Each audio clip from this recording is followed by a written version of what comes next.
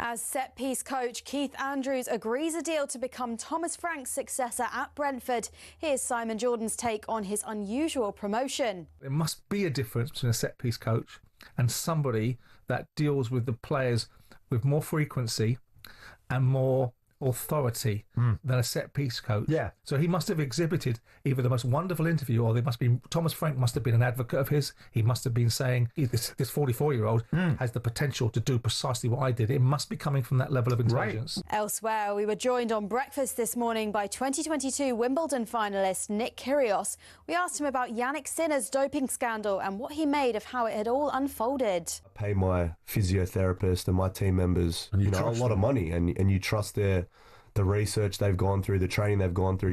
You're ultimately responsible for what they're putting in your body. He's still playing some amazing tennis. I can't take away the tennis he plays, and he is an incredible player, but that will always kind of be hanging, I think, over his head. Now, the Lions are just days away from their first game out in Australia against Western Force. Bad news for them, though. David Campese's told us the Wallabies will whitewash the Lions, even though he doesn't particularly rate his old team. We also asked him about Lions captain Maro Itoje and what he made of his performance against Argentina. There's not a captain. No. I'm sorry. You need a captain who's going to lead by example. There was a couple of times there he should have stood up a lot more. Meanwhile, Paul Pogba is reportedly set for a return to football at Monaco. His doping ban was reduced to 18 months and that spell ended in March. We asked French football expert Eric Bielderman whether that was proof that as a footballer, a doping ban doesn't make you damaged goods. When you are a world champion, when you are the leading figure of the 2018 world champion French team, he was the soul of the dressing room. You can forgive a lot. He had suspension, then he's back. And Rob Edwards is the new Middlesbrough boss. The full details of that are at talksport.com.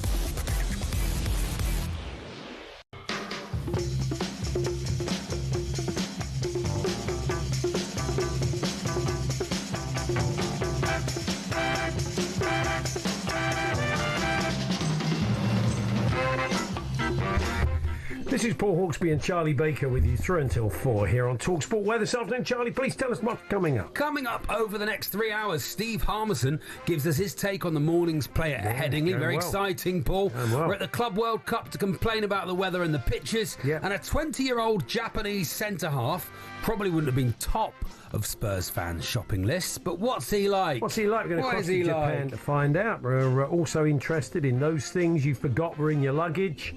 Plus, Charlie's choice today is I ended up in Taunton, and comedian Andy Parsons makes a welcome return to the show. Yes, there's all this. Plus, in tennis, we'll chat to British double sensation Cash and Glass, Paul.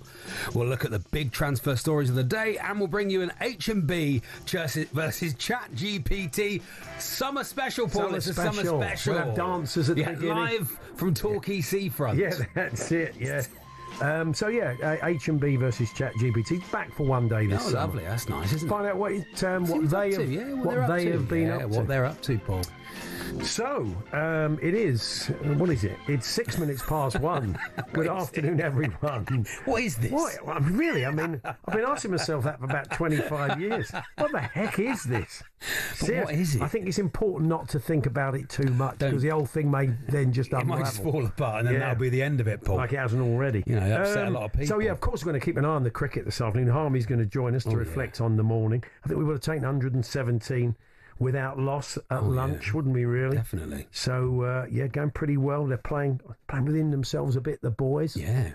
Someone's got to get out there. I think after lunch, someone has to get out there and swing at it a bit. We'll see what Harmy makes of it all. But anyway, it's pretty good going. Yeah. So, beyond that, Charlie. Yeah, I left the show. So I did my Saturday show this week with Max. Yeah. And had friends coming over in the afternoon for an evening's fun, Paul. And, lovely, it's beautiful. And staying in the night and all those things. Yeah. So I thought, I'll get home and get the quick train back. Yeah. So got to the station, bit of a rush, but got on the train, thought, great, I'm going to make it, absolutely fine. Got on the train, got on the wrong train, should have got on the one on the opposite platform. Oh no. Got on the one that doesn't stop until Taunton. Oh no. No, really, no stops. Reading, but I'm supposed to stop at Reading, so I didn't realise until after Reading. But weren't you listening? And of course, this service non-stop to Taunton. Weren't you listening, Charlie? Well, it's non-stop to Taunton after Reading. Surely at Reading they say this is the Taunton train stopping at Reading. I wouldn't have been listening. I've had headphones on. I'm doing stuff. I don't like kids. I don't like listening to people talking on the train. No, I'm with you on that. I find them very. I told you the other day. You do hear some bleak conversations. There was a couple splitting up this morning. I listened to that. Oh, that was brilliant. Yeah. What, on the phone or live? The thing is, you never listen to me, and it's live. You never listen to me, Dave. Was it really? It was plenty of that this morning. You never listen to me, Dave. Yeah, I enjoyed. I heard that once in a Indian restaurant. Me and the missus went out for a meal. Oh yeah. And she's sitting there and she's going, 25 years. I'm putting up with you. Yeah. And I think it was only about 4 couples in it. Lovely. Everybody's like looking at each other. I'm sick of it. You get some bleak. One of the bleakest conversations was a sort of bloke covered in cement dust on his way to a site somewhere. He's saying, well, if it's mine, Dave, I'll put my hand up. What can I say? I've told her. If it's mine, I'll put... for goodness sake. For goodness sake, mate, not on the train. Well, let's take some overheard conversations, Paul. That's always good, Our old mate, Dan Patterson, the man who was behind Whose Line Is It Anyway, and some other fine work. He came into, when I was working at the Beeb years ago, he came in, he said he just overheard a conversation in a pub, bloke on remember payphones? Yeah, payphones in pubs? Yeah, I know, Paul. He just said, it's good line, 49, Paul, I'm not 24. Okay.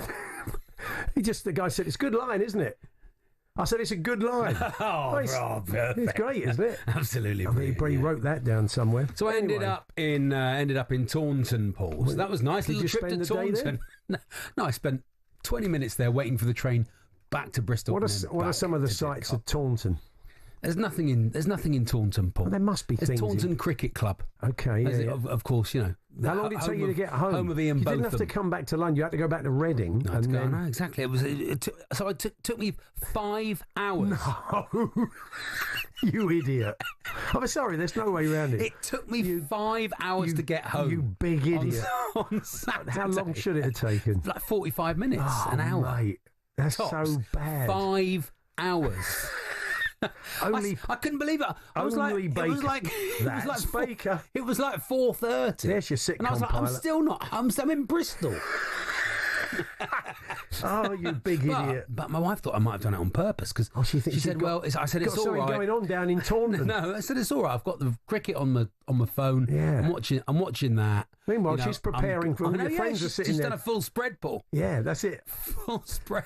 Friends have turned up. No help. Absolute nightmare. Anyway, I ended up in Taunton. Where did you end up? Bleak overheard conversations that picked up. How can you have that conversation in public? For goodness sake. So what else? This was... You had something else, didn't you? Yeah. Samo Farah. I've got news of him if I can find the right piece of paper. Where's it gone? Oh, gosh. It's one of the... Here it is. Got it. Here we go. Samo.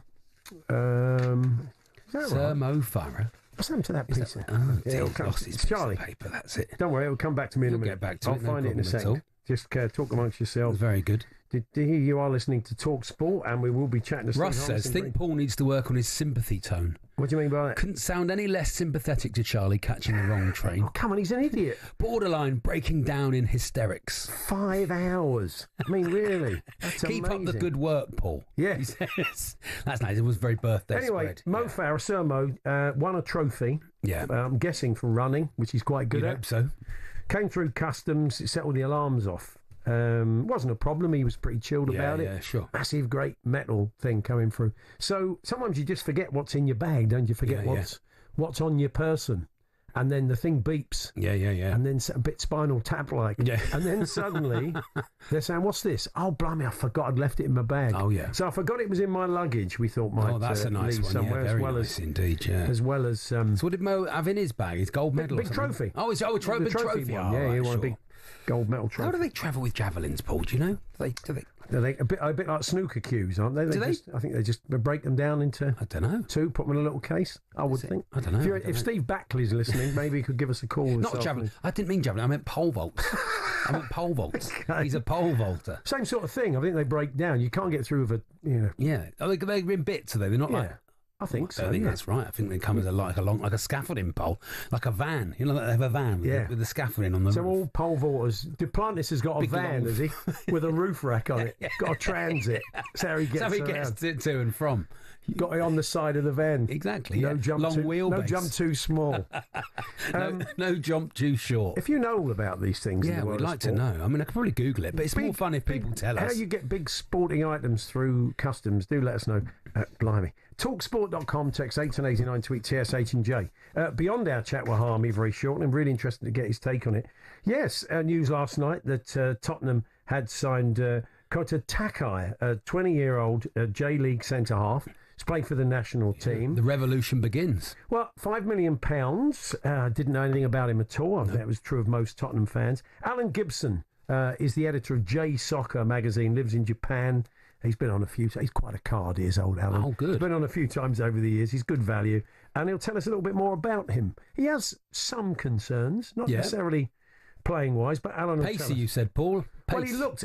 I mean, I don't know if they'd sped the video up to get the money up. On 1.5. But he looks quick. There was quite a lot of Mickey van der Ven like covering runs I saw. That's good. And a few decent headers. But anyway, you can never tell from the highlights. Is he a Thomas Frank signing or is he an Ange Postecoglou I think signing? he's Johan Lange. It's a metrics, one of those metric signings. But he's agreed it. He's given it the thumbs up, apparently. What do I know? I'm not in the boardroom. I'm sure he has. You can't be buying players. You're in the know, Paul. Everyone knows you're an ITK.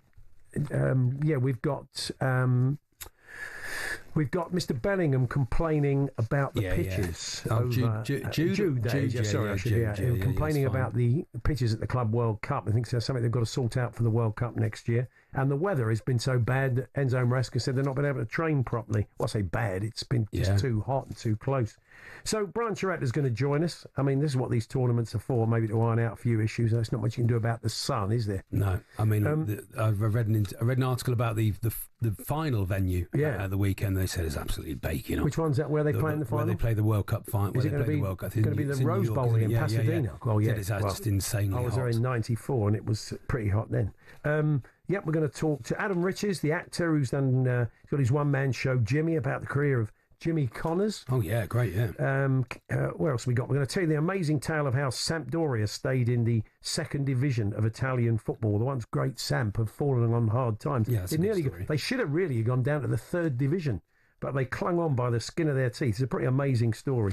And Greg Whelan's going to tell us more later. That and a whole lot more besides. To get in touch, talksport.com/H&J, text to 81089, tweet to TSH&J, 03717 223344. Happy to hear from Borough fans. Now, Rob Edwards is in situ. If you're pleased about that, do let us know. Harmy kicks us off then to reflect on England's morning on the final day of the first test at Headingley against India. We're here with our very good friends at Tool Station. Next stop, Tool Station.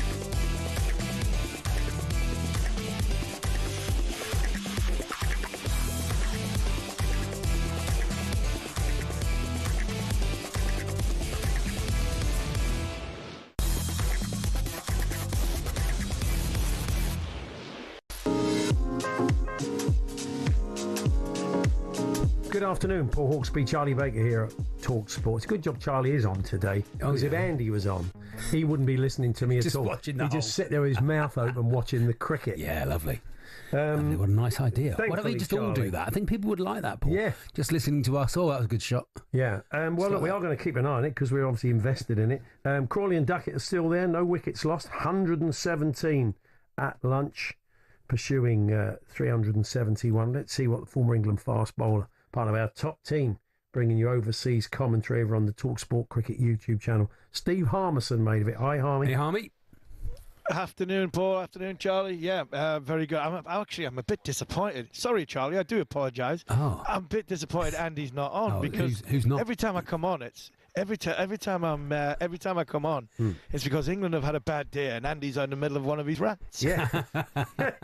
It's a pretty good chance he still thinks we're going to collapse this afternoon. I imagine he's saying it's not going to last. Well, it's interesting. It's kind of delicately poised. What about this? I mean, they've been scoring. They've laid a foundation to maybe sort of up the ante in the afternoon. What have you made of the performance and the pace they've played at and the discipline they've played with? They've played very well. They really have. India. At the minute, there's only one winner, and that's England. It sounds ridiculous. 321, 350 on the last day, and 254 to go with 2 sessions left. It sounds stupid, and I'm very good at making stupid statements. But there's only one winner here, and that's England. It really is. India look miles away. There's about 4 captains. They look very much rudderless. Their bowlers are very toothless, apart from Jasprit Bumrah, and that's. England have put Bumrah very, very well. When the challenge for Shubman Gill is how he utilises his great fast bowler, but the spin bowler has not really earned it that much. Prashant Krishna and Mohammad Siraj, because though they enjoy bowling from the football stand end, and to be fair, Shardul Thakur, this might be the last time we see him in this Test series. So it all depends on Bumrah trying to break this partnership. But Crawley and Duckett have been a stand which they haven't really had to work. I'm not saying they haven't had to work too hard for their runs because it's Test match cricket, but they haven't had to go what England normally do, which is ultra aggressive outside the box and start sort of taking massive risks. Not a lot of risks being taken here by the 2 openers, and they've gone on very, very nicely. They're losing a bit of composure. There's been quite a few complaints about the ball. We saw another, it's the second time that they asked for ball changes. We saw Siraj having a go at Crawley, who backed away from one. That final over. But there's been a bit of Housery the whole test, I think. I think when Pant went down with a bad ankle just before Brook holed out for 99, I was like, oh, that's Pant's wicket, that. Because he took that momentum out, and then there was a lot of fiddling with gloves while the English bowlers were running in yesterday. So I wonder if that was a bit of gamesmanship by Crawley at the end. He said someone was moving behind the bowler's arm, but Siraj didn't look very impressed. Yeah, he did that. They did that quite well last night as well, to make sure that Jasprit Bumrah only had 3 overs as opposed to 4 at the end of the day. And everybody does it, so they've got nothing to complain at. You get a couple of minutes before the lunch break. It's common sense that you're going to try and make sure that this is the last over, and you don't want to have to face another 6 balls before you go and have your lunch. So look, you're talking and you make good and valid points. The ball, it's simple. There's a tool that the umpires have, and if the ball fits through it, there's nothing wrong with it. Chuck it back. If it doesn't fit through, they'll change it. We've made a mention a couple of times on commentary that, yes, Virat Kohli and Rohit Sharma are going to be missed because of their ridiculous qualities with the bat. But this morning, this is when they miss Virat the most. When they're flat, when the body language isn't great, he picks fights. He picks fights with opposition batters. He would have been in the umpire's face to make sure that ball was changed. Yeah. And he would have been driving his team. At this moment in time, there's nobody driving India. We haven't offered up a lot, have we? I mean, there was the chance that was really a tough catch from Bumrah and Crawley and a couple of loose shots, but generally we've not offered up a lot, have we, to them? No, we haven't. We've played, like I said before, we've played quite well. The Indian bowlers have really struggled to bowl at Crawley and Duckett in the way that England have rotated the strike, singles. Rotation of strike means a lot of singles, and because Crawley 6'5", Duckett's 5'6". Yeah. I mean, there's a massive difference between the two. And Prasha Krishna, he got hit for 2 boundaries in 3 balls. He got hit for 4 through mid-wicket off a front foot shot of Zach Crawley. Then Crawley got a single, and he bowled a similar length. And both times Zach's coming forward, he bowled a similar length to Ben Duckett, who pulled him through mid-wicket for like 2 bounce 4. These are little things, little sample sizes that India have got horribly wrong, and just not thinking about, not so much not thinking about, not adjusting of who they're bowling to. And slowly but surely, this is getting closer to an England victory, which I think would have been heard of this morning. Very strong batting to come as well. Obviously, Brooke, Root, Stokes, fantastic batting to come. So do you think after lunch somebody needs to come out, open their shoulders a bit, just, risk their wicket a little bit? No, I think it's about doing exactly the same. England have got a strong batting unit. Clouds are heavy. Lights are on, so it's a bit gloomy. It would be difficult to come out and start a new innings. So when Crawley and Duckett get back out there, it's going to be a little bit difficult for them. If India get a wicket, then the next batters that come in there. So somebody's going to have to take responsibility. England don't have to do anything other than what they've just done here. And if England score another 100 from here, and it's 154 to win in the last session with, say, 8 wickets in hand, then there is only one winner. India can't win from there, and all they can do is try and draw the game. And we've seen very start of Bazball, and we've seen it when India came back for that one-off game. England, when they need a big score, like at Trent Bridge when Bazball started, that's and playing more expansively. Well, we shall see what happens. Yeah, exciting. Fingers crossed. Good to speak to you, Army. Thanks very much. Cheers, boys. Steve Harmison there at Headingley. And don't forget, if you're overseas, you can hear live ball-by-ball commentary of the entire series as England take on India on the talkSPORT Cricket YouTube channel. And check out the following on podcast for a review of all of the day's action. And Sam Ellard's there, and so he's going to be keeping us updated throughout the afternoon. And we'll be making regular visits, so you won't miss a thing. But currently, England need 254 runs to win. They have 10 wickets remaining. As Harmy said, it is advantage England. Let's just hope they can get themselves back in after lunch. And so we'll keep a very close eye on that for you. But we're off to Japan next. Oh, great. Charlie, not so bad. Not as bad as Taunton. I mean, I've got on the wrong plane. A pilot did that once. Flew the wrong plane? No. We were just taxiing on the runway. He said, welcome everybody to this early morning flight to Edinburgh. Everybody went, what? Oh, sorry, Glasgow. He said, hey, thanks, mate. Thanks a lot, mate. All of us we saw ourselves getting in a cab. So I got on the wrong plane would take some doing, wouldn't it? Well, you had any of these in, Charlie? No wrong journeys yet, but stuff going through customs, quite a lot going through customs. This is Loza. Years ago, I travelled through Gatwick with a jar of Marmite in my hand luggage. Really? On the scanner, they thought it was a hand grenade. Did they? They didn't. Of course. Think about hand grenades. You either love them or you hate them, Paul. Yeah, there we are, of course. Yeah, there we are. So, we're off to Japan to speak to J-Soccer editor Alan Gibson, who knows a bit about Tottenham's new £5 million signing. Came out of left field, really. I mean, we've seen some fine Japanese players in the Premier League. Tottenham's experience of Japanese players, not quite so good. But we'll be chatting to Alan Gibson very shortly. And then we're off to the States, where they're complaining about the pitches and the heat.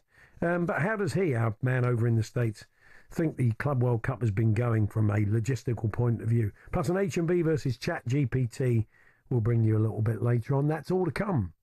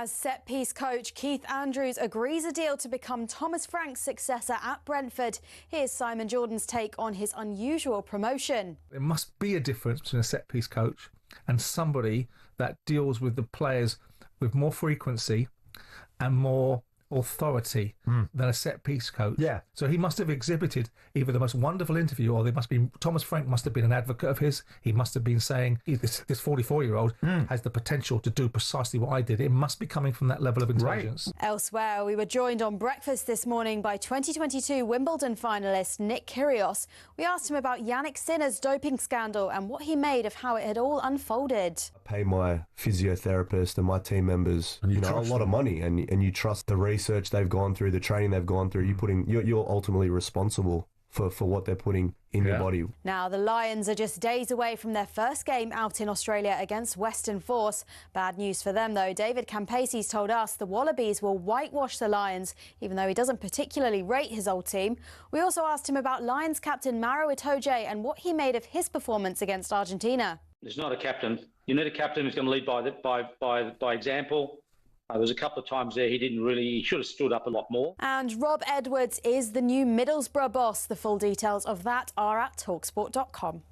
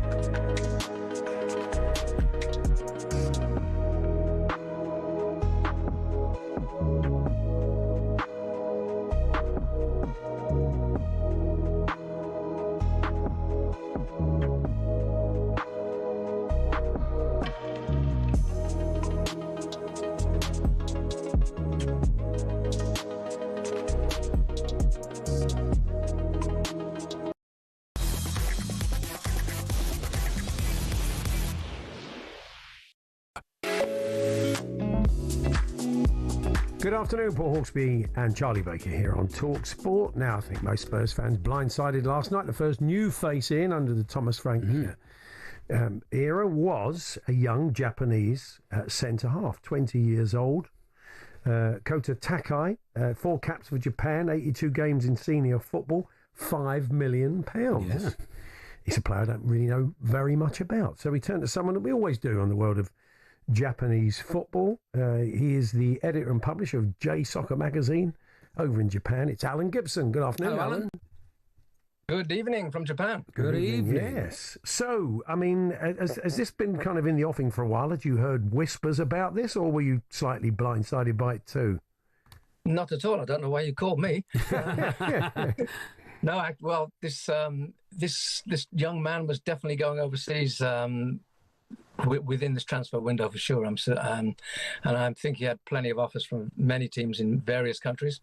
I'm quite surprised that he's gone straight into the Premier League, and I'm hoping, I don't know, you probably know more than I do, if he's going straight into the team or at least into the squad, or whether he's going out on loan like someone like Mitoma did, for example, for a year before coming in and setting the Premier League alight. So it'll be very interesting to see. I'm very excited. I watched as a Tottenham fan, Alan, I watched the little 5-minute show reel, and he looks very quick. Most of his highlights seem to be kind of pacey recovering tackles to win the ball and not take the man. Is that kind of the cornerstone of what he's about?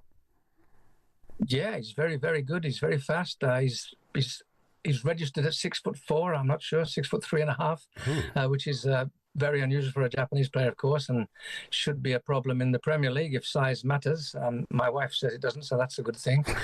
And he's only about 82, 83 kilograms at the moment, I think, so he might need a bit beefing up. But I think some of the highlights you've probably seen were in the Asian Champions League semi-final when he played against Cristiano Ronaldo, Sadio Mane and John Duran. and basically he had them in his pocket all game. I didn't realise Ronaldo was playing for about 60 minutes. Wow. So, I mean, seriously, I was sort of watching it on a small screen, and I really had forgotten that Ronaldo was there. I mean, he was really, he was just off to the left of the screen. He wasn't quite making it. Yeah. You said, I saw you tweet earlier today, Alan, saying good luck to him. But is he ready? Will he waste away in the reserves? Do you think, is he one for the future? Do you think? They say he's going into the first team squad. Obviously, there's going to be he's going to have to adapt. Clearly, and Matoma, you're right. Went Union, didn't he? And played in Belgium. When he came back, he was ready. I think I saw one of his very early games for Brighton. They played Spurs, and he came off the bench. And I said to Paul Barber, "Who is that guy? Blimey, he's good." Great. I mean, if you can have anything like that impact, Tottenham have got a bargain by the sound of it. Yeah, well, obviously he's not an impact player as such, because he'll be at the back snuffing out everybody else, hopefully. But as I said, I was like, well, straight into the Premier League. Will seriously, if they, I'm not sure again of the Spurs squad, but I know they've got 4 or 5 centre backs. And will the manager, Ange Postecoglou, would have surely given him a chance immediately, but that's a different story now. If he gets a chance, I'm sure he'll need guidance. I mean, he's just 20. I think he's 21 by this September, start of the season. But unlike some Japanese like Mitoma, for example, and I believe Hatate up at Celtic, for example, too, he didn't go to university. Some of your listeners might think that's a strange thing for players in Europe.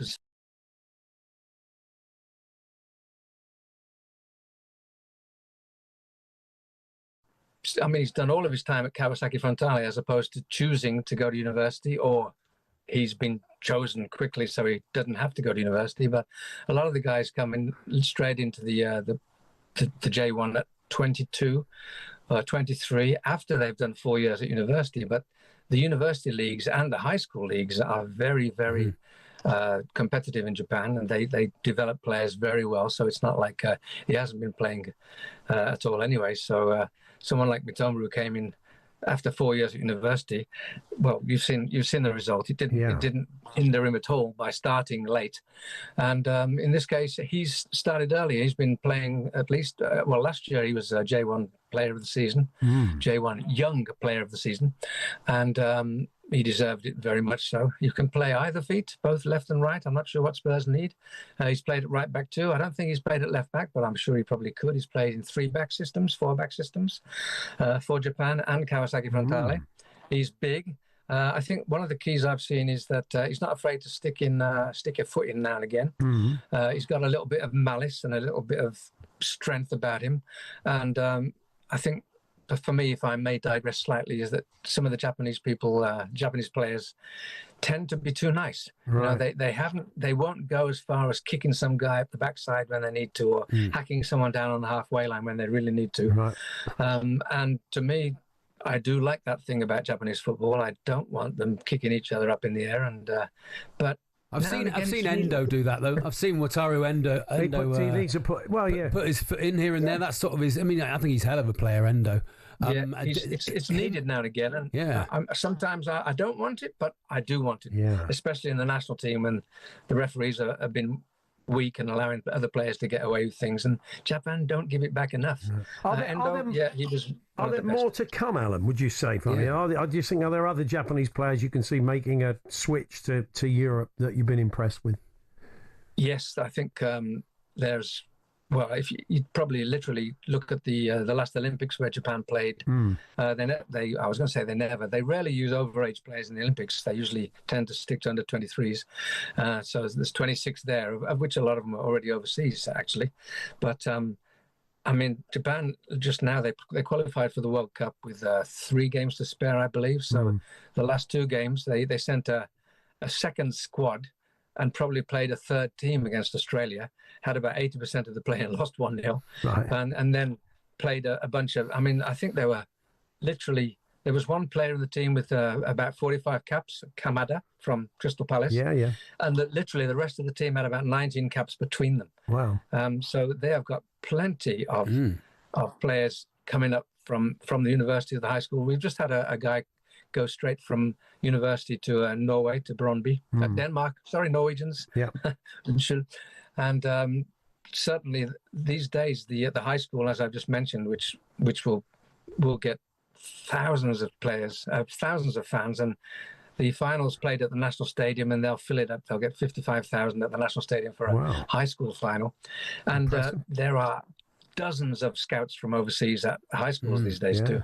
Well, well, it's interesting Sounds stuff. good, Paul. We'll see how he does, Alan. A pleasure as always. Thanks for joining us. Thanks, Alan. Pleasure is all yours. Thank you. There we are. There's Alan Gibson, the editor of J Soccer magazine. Should QPR be looking forward to having him on loan, by the sounds of things, Paul, for a while? No, not necessarily. No, you think he'll be there? We don't favour one club. Okay. Maybe West Brom will be where, of course. You know, with Ryan Mason there now, maybe we'll have a bit of an understanding with the Baggies. Yeah. Yeah, who knows? I see that. I mean, I see that Nat Phillips is signing for West Brom, which he's still he was still a Liverpool player. Yes, I know. He's been out on quite a lot. I saw him saying lots of loans. Still a Liverpool player. Him and his family can put down roots. Yeah, going to West Brom. Our experience of Japanese players, Kazuyuki Toda was the last time. He was a defensive midfielder back in the day. Yeah. One ex-Tottenham player who'd seen him said to me, he could be our Vieira. I think he meant Patrick. He wasn't even our Fabio Vieira, let's be honest. It wasn't the most successful signing, but there have been lots of good Japanese players over. Good luck to the lad. 20 years old. It came absolutely out of nowhere. But thanks to Alan to explain all, and it looks like there could be more Japanese players heading this way. Brian Chiaretta's going to join us from over in the States. Jude Bellingham has been saying the pitches are not great. No. It's something they do need. I mean, look, they have the Confederations Cup normally, and this is kind of in place of it. And the idea is to iron out a few issues. I mean, I don't know. These aren't going to be the World Cup pitches, are they? They've had to redo them anyway, won't it? But still, I mean, he's making the point that conditions are feeding into it and the issues. I'm not going to tell you more in a moment. And also, we may even hear from Maresca, who's been talking about the heat and the team not being able to train properly for games. Just otherwise, they'd have nothing left in the tank. I mean, again, there's not much they can do about that. But they are issues for next year. Let's get Brian's take a mammy off and turn to on football in the States and get his take on what's happening at this Club World Cup and what they're learning from it. We're here, of course, as always, with our good friends at the Tool Station. Stay one step ahead, whatever the job. Next stop, Tool Station.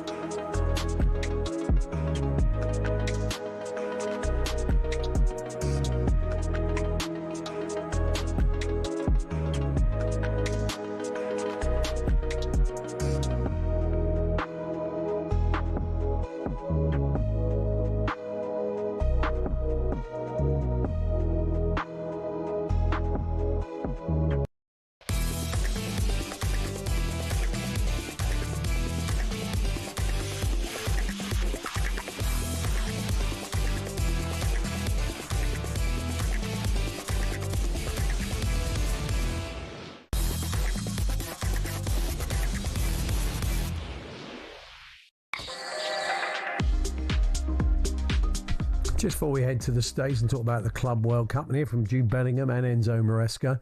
They are back out at Headingley for the afternoon session, and Sam Ellard's going to be joining us regularly throughout the afternoon.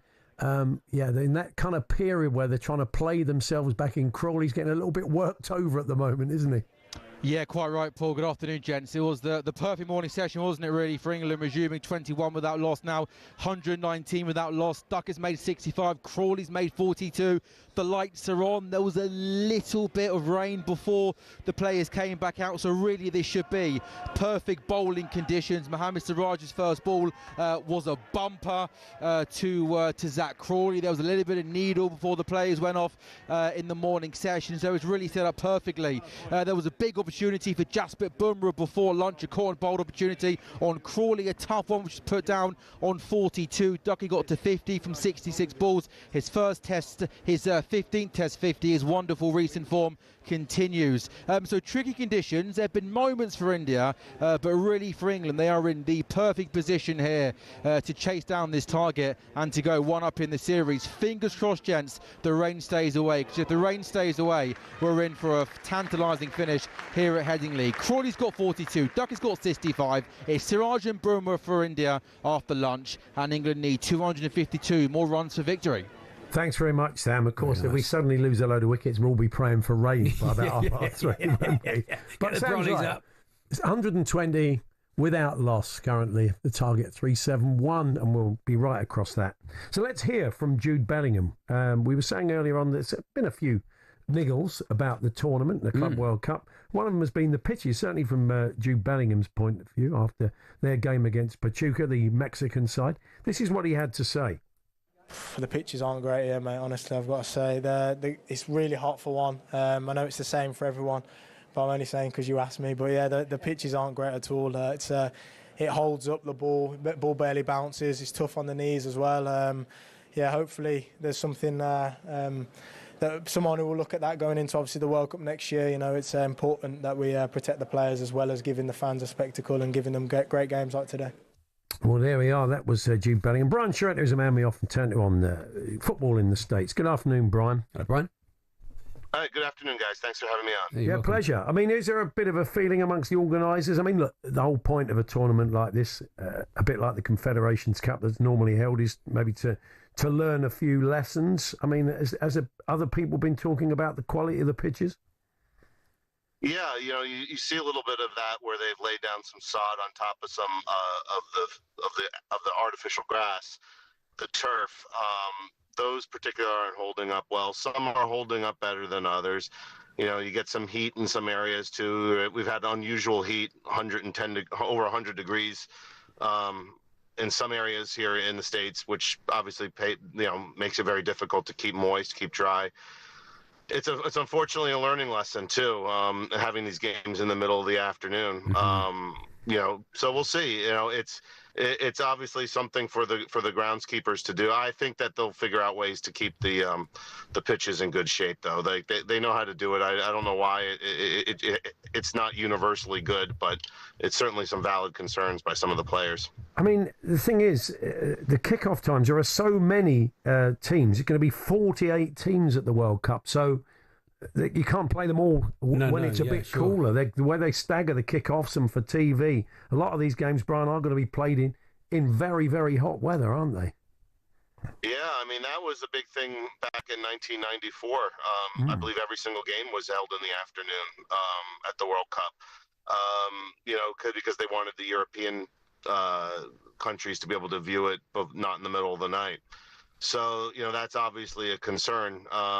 And you hope that some of these teams can then go, some of the European teams can be played in the northern areas where it might not be as cold. But there's no optimal solution for this thing. The logistics of having tournaments in the United States, I'm a big fan of. I think there's some like logistics and stadium quality and a lot in the media rooms and everything else, and the way it can be for the fans is good. But obviously, travel and weather are things that have to be understood. Enzo Maresca, the Chelsea coach, was chatting about the weather. Let's hear what he had to say. He was bemoaning the fact that it was very difficult to train in these conditions. I always try to avoid excuse. I always try to be honest. It's not about excuse. It's about reality. It's excuse when it's not hot and we say that it's hot. That is excuse. But if hot is hot, and it's difficult to work with this temperature. But we are here. We are trying to do our best. And we're going to try to win tomorrow game. This is the only thing that we can say and we can do. Now, in terms of session, it's impossible to do a normal session. Otherwise, you don't save energy for the game. So we're going to try again. We did the session this morning, quite short, prepare the game, and tomorrow we're going to try to do our best to go, as I said, next stage. You say, Brian, we've had 100+ degrees around some of these games. You've had a bit of a heat wave, and the weather has changed really since '94 when the World Cup was last there. And also, the last World Cup was in Qatar, wasn't it? So we could have learned from that. Well, we had a Winter World Cup, sure. And you start to wonder whether, as the world does tend to heat up, the idea. I mean, who knows? Next year you could have an even greater heat wave. We may be pushing that up 10 degrees or so, and we're pushing into Qatar-like weather, as you said, which was played in the winter. So it is difficult, isn't it? I mean, there's not much you can do about the weather, ultimately. Yeah, I mean, this is unusually hot for the United States in certain areas of the country. I'm in New Jersey right now, and it's not normal. Like we're getting late July temperatures already in mid-June. So it's weird, it's unpredictable, but ultimately it is the global game, right? It's not the Northern European game. So if you're going to start wanting to have summer soccer, summer football, and places outside of Europe, I mean, or Northern Europe, I mean, it's just as hot in Italy, this is what happens, right? I mean, you're going to have hot games. You got, you adjust by having cooling breaks and some teams, some venues are indoors. I mean, there are ways to kind of adjust to this too, but this is, it's no excuse to really pull away from certain areas of the planet. I mean, it's South America's teams deal with this all the time. Sure. So how's the sort of tournament going down in the States? So I know anecdotally, when you speak to people that maybe aren't the biggest soccer fans, what are they saying? Are they aware of it? Are they keeping an eye on it? Are they aware it's going on at the moment? Yeah, I mean, pleasantly, it's been getting better.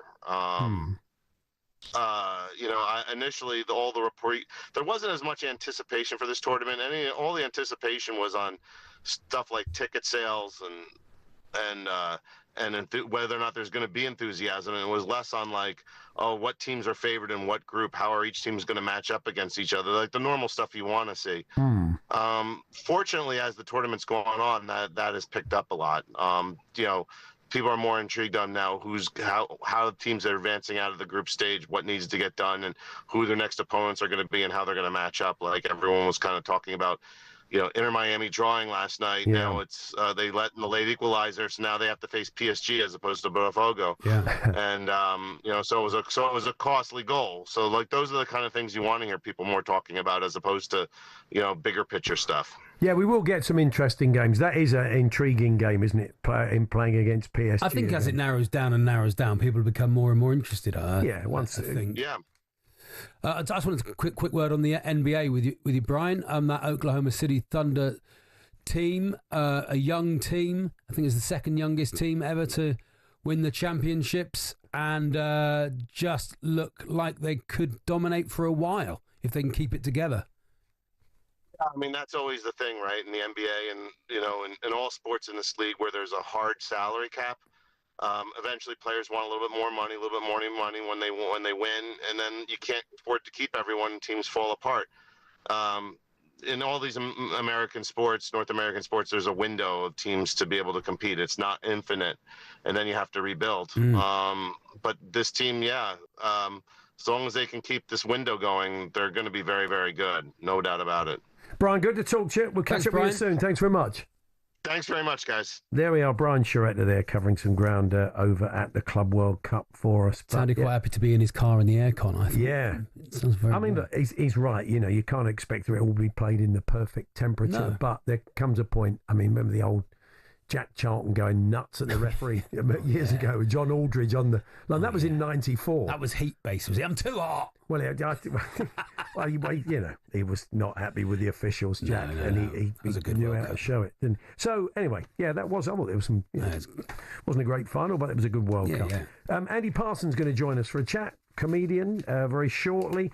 Julian Cash and Lloyd Glasspool did something pretty amazing, winning the British tennis duo, winning the doubles at Queen's, and we'll be chatting about that. And Adam Ritchie is staying with tennis, actually, but this is a bit of drama.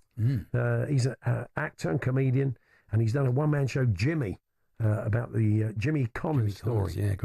He plays the part. It's a one-man show with built-in tennis. Oh, great. And the sprinting monk, Father John Gribbin, will be joining us for a chat as well. Charlie ended up in Taunton. So we've got a few stories of that. 5 hours to get home the other day from doing his show with Max Someone's Rushton. beaten me. Someone's done 9. I'll get to that in a minute. Okay, we'll bring you the best of those in the next hour.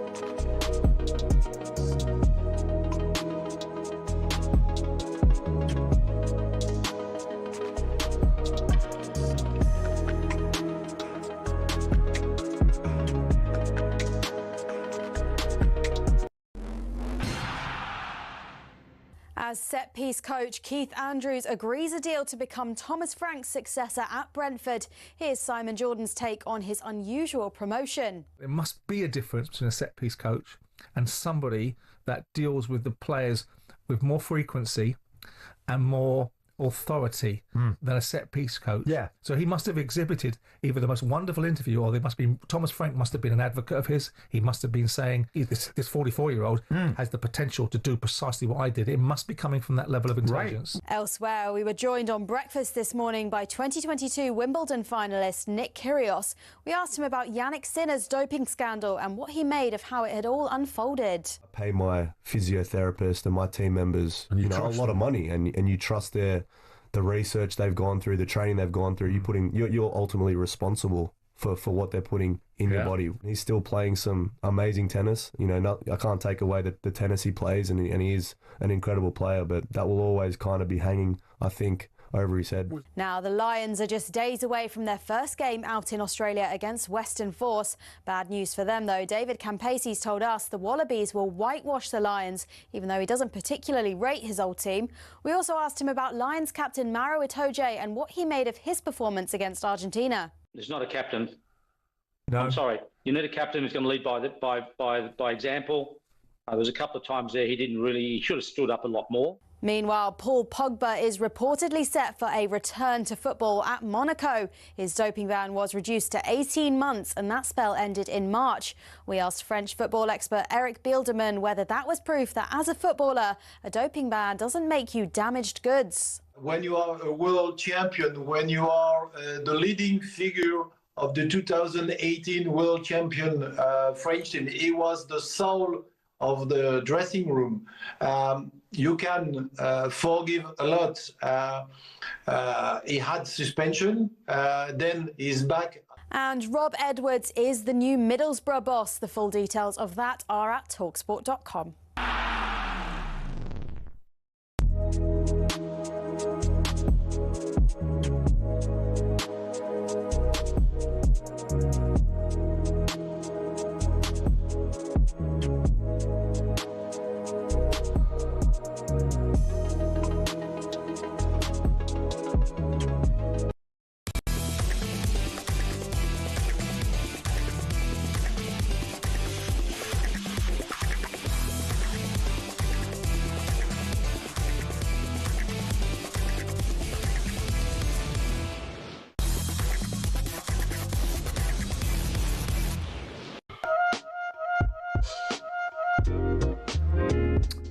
Good afternoon, Paul Hawksbee, Charlie Baker here on talkSPORT. In the second hour of the show today, we'll be chatting to Adam Riches, the actor, talking about his one-man show.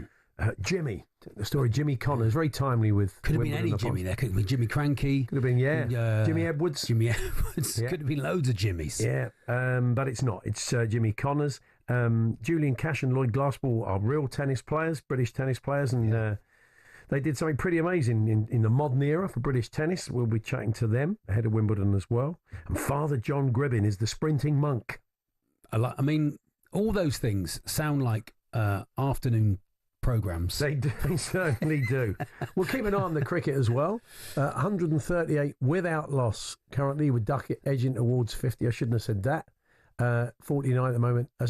Crawley on 49, Duckett on 76. Yeah, it took me 5 hours to get home on Saturday, Paul, because I went to Taunton by mistake. I don't know if anyone's ever been to Taunton on purpose. I went to Taunton, but it's a bit with nail that, isn't it? Chris from Swanage been in touch 40 years ago after a heavy session at Chelsea.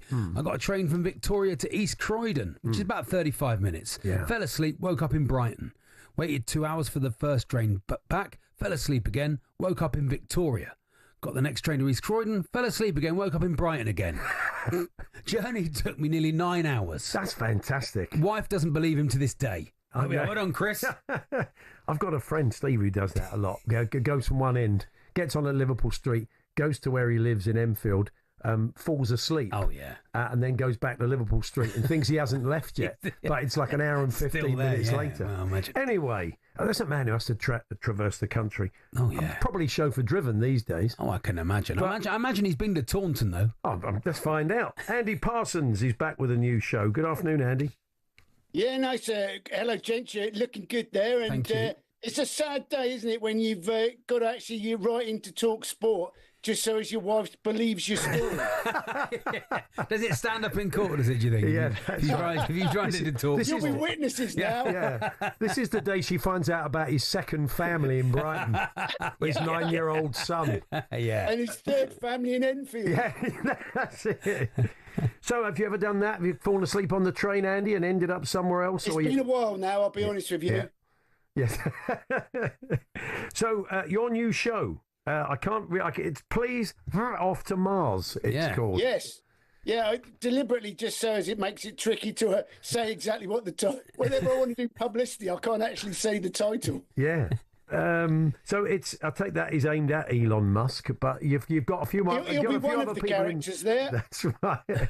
Waving on the stairs as they get on the rocket. Yeah, Buzz Off is good, isn't it? 'Cause it's got Buzz Aldrin in it as well. Then you can say Buzz Off, you know. We'll go with that for the purposes of this time of day. Buzz Off. Yeah, it doesn't quite have the cutting edge I was after. But no, an afternoon, why not? Yeah, we can say that. Yes. Yes. So can you say, would you rather not say who's joining him on the rocket, or can people nominate? Would you like some of the audience maybe nominate people to join him on the rocket?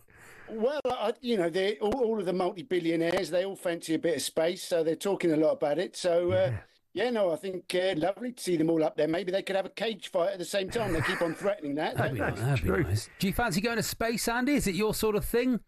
Well, it's 3-month round trip, I think. Maybe 3 months there, 3 months back. So 6th month round trip. I'm not great at flying, Charlie. All right. My particular problem is the monitors when they say things like outside air temperature minus 56 degrees. Yeah. And I'm always thinking, well, I am inside the aircraft. I have no intention of going outside the aircraft. Why do you need to know that? Exactly. And the temperature, really, the temperature outside at that point would be the least of your problems if you were outside, wouldn't it, really? You wouldn't be going, oh, it's cold. Outside, you wouldn't think, oh, a bit nippy. I wish I'd put my fleece back on before I got outside the aircraft. So this is the trip to Mars. I mean, as you've written this show, I mean, it's more a sort of vitriolic attack on a bunch of people you don't like across the political spectrum, I think it's fair to say, looking at the list. But I mean, have you done any research on Mars? What it's like when you get there, Andy? Well, I've seen The Martian. I think that's enough research, isn't it? I think that's enough. Does that count as research? Watching? Well, I think the idea, though, is listening to some David Bowie. We need something scary up in space that can make us see sense on Earth. The idea that it'll make all of Earth come together finally if there's something very scary up in space. And the theory is that Elon Musk can be that man. Oh, very nice. Yeah. You must have done, I'm going to say, at least 20 Edinburghs, Andy. Yeah. What number is this? Yeah, I reckon you're going to be pretty much spot on. The advertisement for 2 years ago was very much... I hadn't done Edinburgh for 17 years, but I'd done the 17 years previous to that, every single one. So, yeah, I reckon you're going to be... It's about 19, I reckon. Oh, wow. Nice. Fantastic. You still enjoy getting up there, Andy? Yeah, very much so. It's lovely now. You don't even have to do the full run now. So I'm just going up for the first 2 weeks. And then just as everybody else starts to go a bit crazy, I'll get to go on holiday. Yeah, it's part-time now. I mean, I speak to a lot of these younger comics now. You don't know the half. I sound like Is it the they can't, they just haven't got... It's like we were down the mines when we were doing it, properly. I mean, sometimes if there was a mine in Edinburgh, it definitely would have been a venue. I tell you that at some point. They'll be looking at it now free. Just put your hat around down the mine. It'll be absolutely fine. There's a canary down the mine there. He's doing 5 minutes before you go on. But no, the accommodation costs are so strong in Edinburgh that you do your 2 weeks and you look at the bill at the end of it, think you've done a month. Yeah, it's crazy. Yeah. So you're going to be up there from the 30th of July to the 10th of August, not the 4th. So you can't even make the 2 weeks. You've got to have the 4th. You don't want to work too hard when once you've done 19 Edinburghs, you want to take it a little bit easy. Yeah. You've also got to have a date that you say to other comics, when's your day off? Oh, yeah, I'll come and see your show. You can tell that lie, can't you, Andy? I'll come on my day off. Everybody, and then be so knackered, I'll just have a lie down for the day. Yeah, exactly. 6:50 in the evening, not in the morning. Perfect. 6:50 in the evening. Imagine doing a 6:50 in the morning show. Someone will have tried it. There'll be some, won't there? Someone will have tried it at some point. Some doing a work in progress, the only time they could get. Yeah, 10 to 7, I find is a great time for comedy in the morning. The game's gone in It's lovely. Everybody's had a drink, but nobody's hopefully... you can't guarantee at Edinburgh. They might have started at midday. That is very true. So, Andy, you keeping up with the cricket? You like your cricket, don't you? Oh, my goodness me.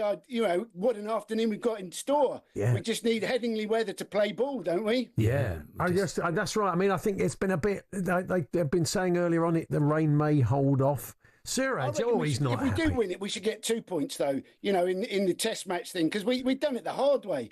It's 30-degree heat, and we decided that we didn't want to have a bat ourselves. We put them in, and then they've got the Indian spinners on the last day pitch. So if we do it, I reckon it should be a win plus. And now it's 17 degrees and overcast. Do you play at all, Andy? What's your top score? Well, no, I've got a century back in the day, but I have to go a bit carefully these days, so I go for a quick single now, and that's I've got to get a runner, and you're not allowed runners anymore, are you? Century's good, though, to have in your back pocket, isn't it? Yeah, fantastic. No runners anymore, no. The narc levels are going up. I'm watching them on it. Siraj and Ben Duckett just kind of edge one between the slips. And Siraj obviously has gone up and asked. I don't care where they go, as long as they go to the boundary, it'll be absolutely fine. That's exactly what it did, Andy. Exactly. And he's obviously gone up and asked for his lottery numbers. Have your lottery. He got a bit stroppy, didn't he, just before? Because they were complaining that there was movement in the crowd, just so as your sort of Bumraj or whatever, he didn't get an extra over. So, but now we want as many overs as we can have. I think he's actually saying the title of your show. Yes, I think he is. I think he's just promoting your show to Ben Duckett. Buzz off. I definitely heard him say buzz off. Yeah. Well, brilliant, Andy. Good luck with it. And cheers, Andy. We'll catch up with you soon. All the best. Lovely, thanks, mate. See Andy Parsons. Please buzz off to Mars, Pleasance Cabaret Bar, 30th of July, 10th of August, not the 4th, at 10 to 7 in the evening. Yeah, very good. Let's find out exactly what's been going on. I mean, I think it's pretty obvious what's going on. Siraj, he's getting a bit upset. Isn't he, Sam? Yeah, he looks a frustrated man. There's a little bit of need out there, a little bit of chat out there. England 154 without loss, 221 more runs is needed. Duck has got 87, Crawley's got 51, and the runs are just starting to flow now for England. 5 boundaries in the last 2 overs, and 3 of those have come off India's gun bowler Jasprit Bumrah. Zach Crawley with a glorious flick off his pads, which raced away for 4, but one of those boundaries for England, as you guys were talking about, really fortunate. Ben Duckett, genuine edge, which went in between keeper and second slip. Shubman Gill is a new captain, a young captain. It's his first match as a new permanent India captain, and I know this is a big partnership, but it's overcast conditions, the ball is moving around, you've got your 2 gun bowlers on. Why has he not got a first slip in? It's crazy. Genuine edge would have been taken by first slip. Crawley's past 50, 17 test 50 off 111 balls. He needed to score some runs. He was under a little bit of pressure, so he's got 55. Duck has got 86. Really, really gloomy, really overcast. Fingers crossed the rain stays away. England 154 without loss. They need a further 217 runs to win. Nice one, Sam. Thanks very much. Yeah, we'll be keeping an eye on that for you throughout the afternoon. WinViz predicting 47% chance of England winning, 34 India, 19 the draw. So they've obviously seen the weather forecast. Yeah, don't exactly know. So WinViz. Don't know what it is today. Paul O'Neill's been in touch. Oh, yeah. Apparently Donegal v Louth. Louth? L-O-U-T-H? I'll go with Louth, yes. In the All-Ireland Championship at the weekend, one of the biggest matches of the season. Yeah. The Louth bus driver drove them an hour in the wrong direction. Oh, no. Realised Is he from Donegal, the fella? The bus journey took 2 hours instead of 1. They arrived 45 minutes before the match and lost by 16 points. There we are. That will be my friend from Donegal, Jim Doyle, driving that bus. It's all in the details. Yeah, driving them in the wrong direction just to wind them up. Jim the cabbie's been on, Paul. Yeah. His record of getting on the wrong train is he ended up in Exeter. And there we are. That's his best one. Yeah, he's woken up in Bristol, Taunton, and his personal best, Exeter. He's doing a tour of the West Country. I should have known when you brought this up, knowing the talkSPORT heartland, that it would involve drink being taken, wouldn't it? Really? Yeah. That's the only reason anyone's ever lived in Uxbridge. There's your demographic. Anyway, we're going to chat to Julian Cash and Lloyd Glasspool, a British tennis doubles team who did something pretty historic the other day in the modern era. They'll be telling us about that. And a little bit later on, as we said, we've got an HMBB versus Chat GPT, all the transfer stories covered. And the amazing tale of how Sampdoria clung on in... I mean, you probably remember Sampdoria, folks, as a big hit. Big side, Italian side, Vialli, Mancini, Bullet, Platt, etc. Great team. But not these days. Languishing in Serie B, almost, and kind of really should have been Serie C, but... they clung on. We'll tell you how in quite amazing fashion a little bit later on in the show. But 180 stations nationwide. Next stop, Tool Station.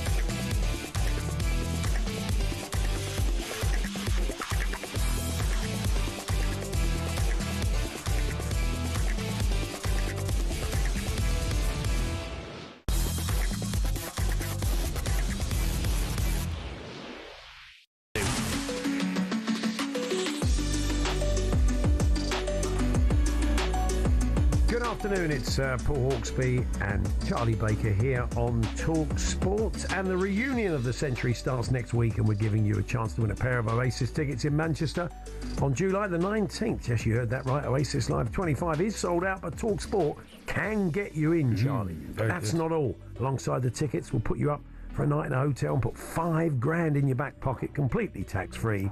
Listen up right now for everything you need to know and how to enter. Alright, kid. You have to be over 18 to enter in the UK, excluding Northern Ireland. For a chance to win a pair of tickets to the most electrifying rock and roll reunion of the century, a hotel stay and $5,000 spending money, all you got to do is text the word Oasis to 83338 by Monday the 7th of July at 11 p.m. and you'll be entered into the draw to go supersonic this summer. Sorted. Right, here's all the legal stuff.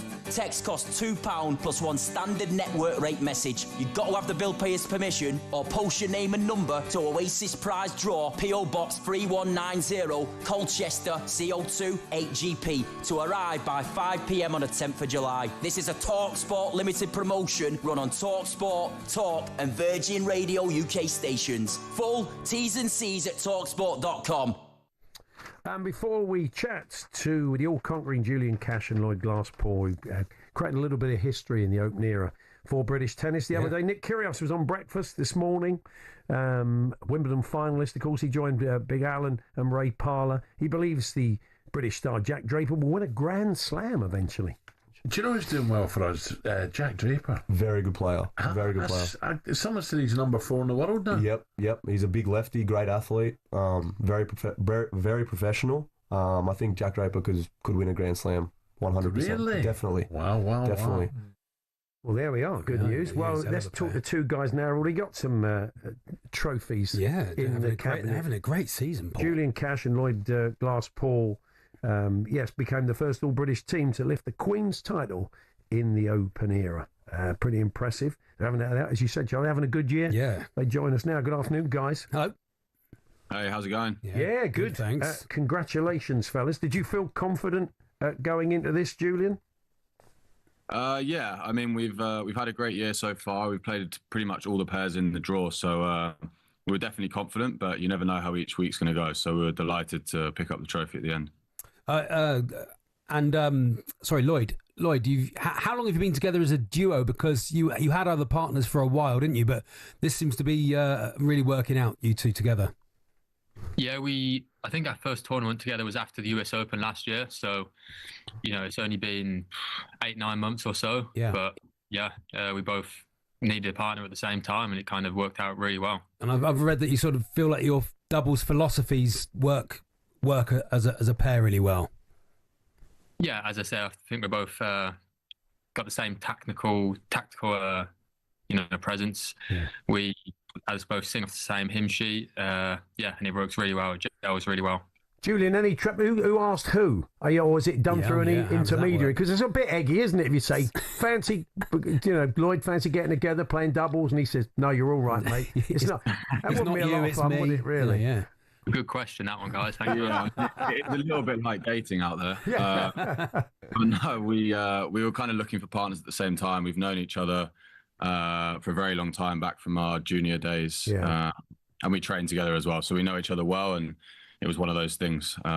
You've got to be ready to get rejected, but this time it worked out. And Lloyd, you probably played sort of against each other in singles, I'm guessing, as well. So you know each other's strengths and weaknesses. Yeah, I don't think we actually played singles against each other, but definitely over the years we've played at each other for sure. Yeah, and you know how each other play, the strengths, the weaknesses, which actually helps you coming together as a team. So is this your third ATP Tour title of the year? And you're now in the grass court season, obviously, with Queens, and then you look like you're at Eastbourne at the moment, obviously building up for Wimbledon.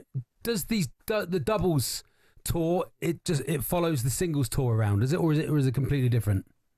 Yeah, so it's the exact same weeks. A lot of the singles guys play the doubles as well.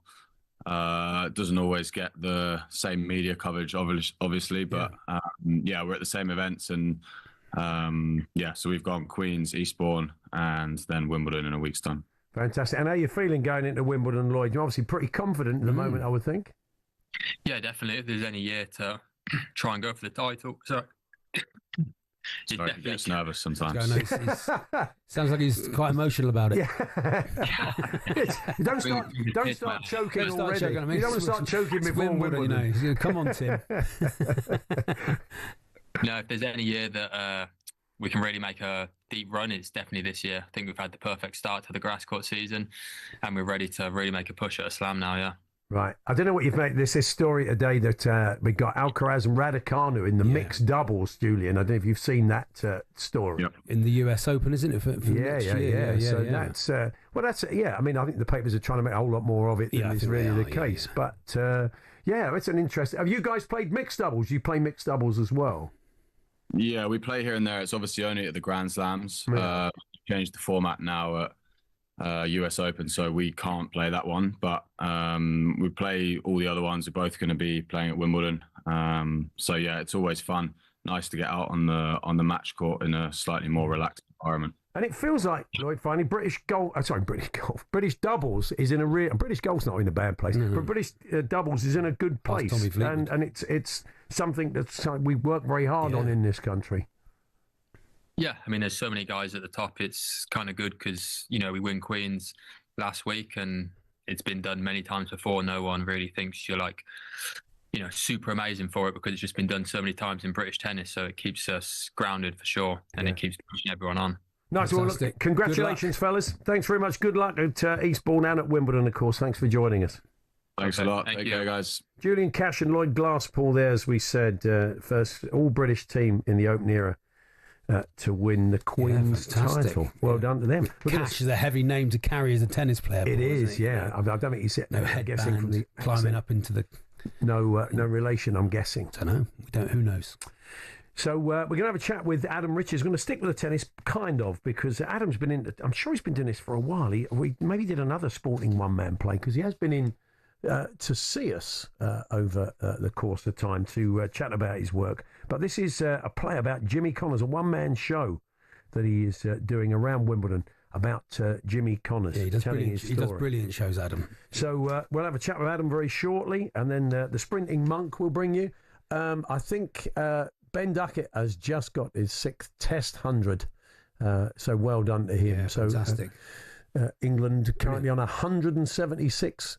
Their target is 371, and let's cross to Sam and get that confirmed. So 100 up for Ben Duckett, Sam. Yeah, and he gets there in vintage Ben Duckett style with a reverse sweep off the spinner Ravi Jadeja. In Jadeja's previous over, he hit 2 boundaries with the reverse sweep. But late in the 90s, when he was on 97, he was dropped in the deep, Ben Duckett. A bouncer from Siraj, Duckett on the hook shot. Jaiswal, who dropped 2 in England's first innings, running in from deep backwards square leg. He got to the ball, he really should have took it, and he dropped the simple catch. If India could catch, this test match might be over right now. They gave England so many lives in their first innings, and they've given Duckett another life there on 97. He gets to 100 with a reverse sweep. Jadeja into the attack is getting some turn, by the way, so England better be careful there. But Ben Duckett's got 102, Crawley's got 57, England 176 without loss, and the runs required now under 200, the magic number 195. Is it 90 overs tonight, Sam? We're going to get in, whatever happens? So it'll be 90 overs. So we've got 56 overs remaining. So England's required run rate is under 4 and over. Wow. And we know with the way England bat, that's very, very manageable. Yeah, with wickets in hand. Well, let's not bock it, eh? Let's all calm down a bit. Nice one. Thanks, Sam. Cheers, boys. Thank you. Sam Ellard there, keeping an eye on that for us. But yeah, it is advantage England at the moment. So... Yes, very good indeed. Come on, Paul. Yes, joining us later. Nobody move in the dressing room. That's right. Ben Jacobs will be looking at some of the transfer stories. Christopher from Kunku seems to be hawked around at the moment. Chelsea don't look like they want to keep him. Bradley Barclay, of course, a fine PSG player, doesn't always start. Could he be tempted to the Goons or to Liverpool or elsewhere? Bayern Munich showing an interest. We'll have all the latest transfer news for you a little bit later on. But yeah, we are going to chat to actor, comedian about his one-man show. It's Adam Richards on Jimmy Connors next.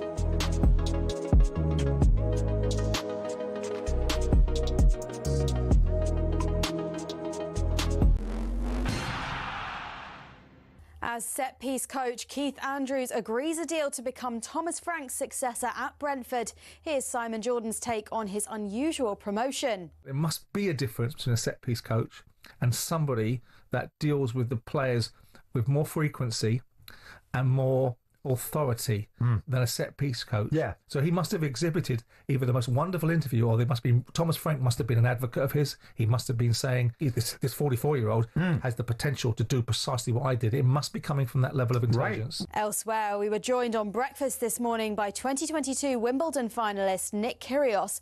We asked him about Yannick Sinner's doping scandal and what he made of how it had all unfolded. I pay my physiotherapist and my team members a lot of money, and you trust the research they've gone through, the training they've gone through. You're ultimately responsible for what they're putting in your body. Now, the Lions are just days away from their first game out in Australia against Western Force. Bad news for them, though. David Campasi's told us the Wallabies will whitewash the Lions, even though he doesn't particularly rate his old team. We also asked him about Lions captain Maro Itoje and what he made of his performance against Argentina. There's not a captain. You need a captain who's going to lead by example. There was a couple of times there he should have stood up a lot more. And Rob Edwards is the new Middlesbrough boss. The full details of that are at talkSPORT.com.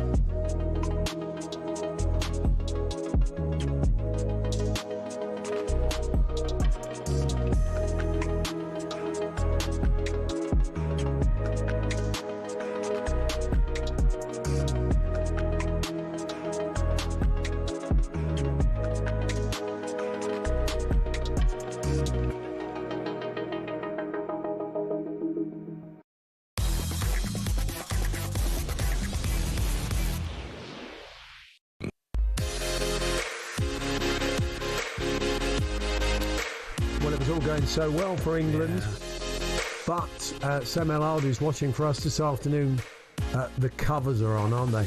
Yeah, this would be a real shame, because this for 4.5 days has been a captivating test match. In England, 181 without loss in the fourth innings in the afternoon session. Have got themselves into such a good position, needing 190 more runs. We've actually been up at this point, boys, quite lucky with rain, because it was spitting before 11 o'clock. It cleared, so we went out at 11. There was also spitting during the lunch break, and then it managed to clear, so we went out on time in the afternoon session. Now, at the moment, it is just spitting, but when you looked at the weather forecast going into the day, this felt inevitable at some point in the afternoon. Spitting in the moment, not too hard. Let's have everything crossed that this can clear, because England are well and truly in the box seat to chase down 190 more runs. I just wanted to tell you guys a stat on Ben Duckett, because his form over the last couple of years has been so underrated. Since his test recall in December 2022, only one batsman in the world has scored more runs, and that's Joe Root. That's just testament to the form Ben Duckett's in. Let's hope this clears quickly, and when England get back underway, they'll resume 181 without loss,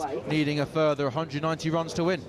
Thanks very much, Sam. Thanks, Sam. I'm looking at AccuWeather. Oh yeah, which that's is the one you use. Normally very good. Oh yeah, but it's not being very accurate at the moment.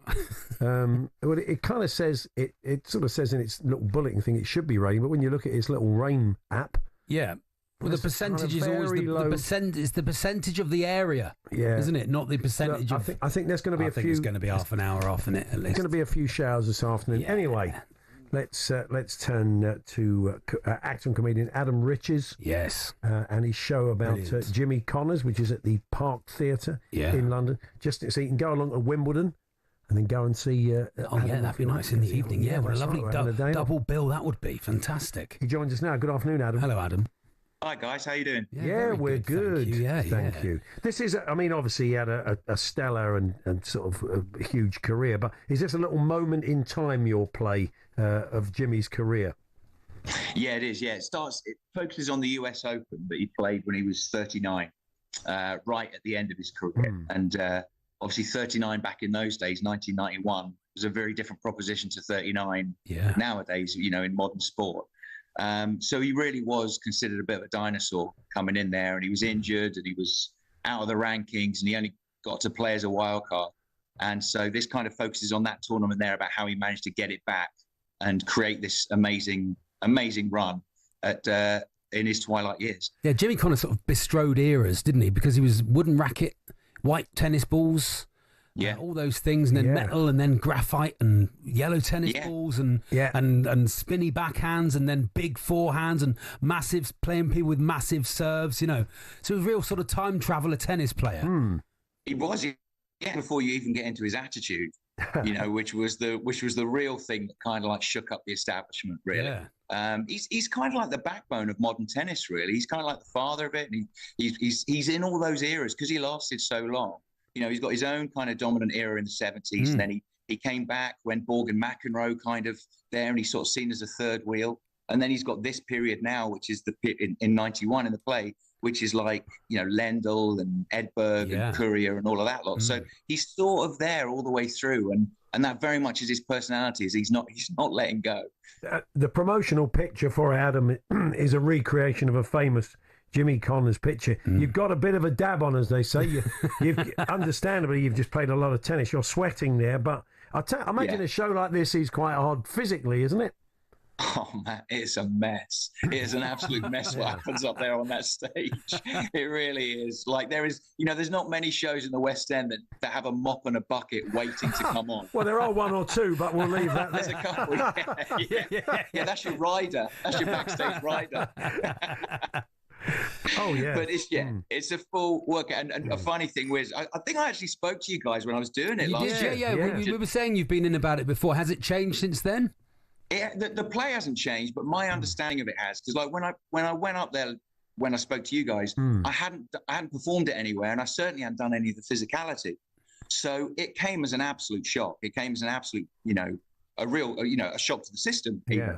So this time round, the play is the same. It's maybe a little bit tighter, maybe a little bit sharper, but actually I'm a bit more kind of like, okay, come on, like you can't. My feeding regime post-show, which Charlie, you'll know from your Edinburgh days anyway. It's not the greatest town in the world to get that going. But you can have a walk where you can eat, and I'd come out the show, I'd have a pie, it would take me to a bridge, I'd have another pie, I'd have a pizza on the way down. I was starving, absolutely starving. So, but that's part of the fun of it. Like I get to pretend I'm an elite sportsman for 3 or 4 weeks. That's nice. I always like that people forget how warm their Edinburgh room's going to be. My favourite one, I think it was Joe Bohr did a show about a long distance sort of camping guy in the Arctic. Oh yeah, and he did it in a full North Face jacket. Wow. Yeah, don't do in the middle of summer in one of these sweaty Edinburgh venues. Wow. And I think the jacket slowly got removed as the run went on. Blimey, I bet that had to be run under the tap at the end of the run. Have you always been a bit obsessed with him then, Adam, Jimmy Connors? Have you always been interested in his career and his life? No, not really. I mean, like he was around and about when I was younger, and I think I probably remember.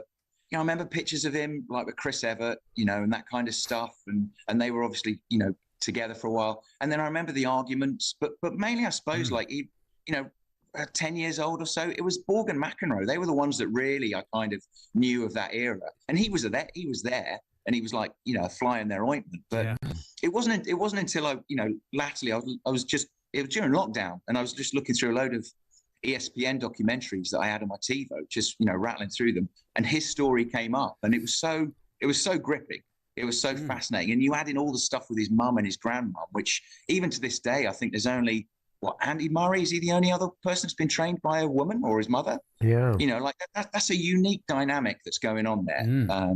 And so that was what was fascinating by it. And so, like, latterly, as I've read everything, and latterly as I've kind of, you know, spread my knowledge on that era of tennis especially, he pops up all the way through. But no, it wasn't really one that got me as a kid. It's more kind of like now as I'm getting older, you know, as I'm kind of like changing my way. Do you play, Adam? I don't know if you've played tennis, or have you taken it up with a newfound respect for Jimmy Connors? I am. You stick a racket in my hand, and I am an incredible player. Yeah. You add a ball in, and then something goes completely wrong. And that's why people take up paddle. Yeah. That's it's for people who can't play tennis. But I joined a tennis club down where we live, and it's populated by like 70-year-olds, and they're all that old to the point where they call me the kid. Like, I'm 52 nice. And I'm known as the kid.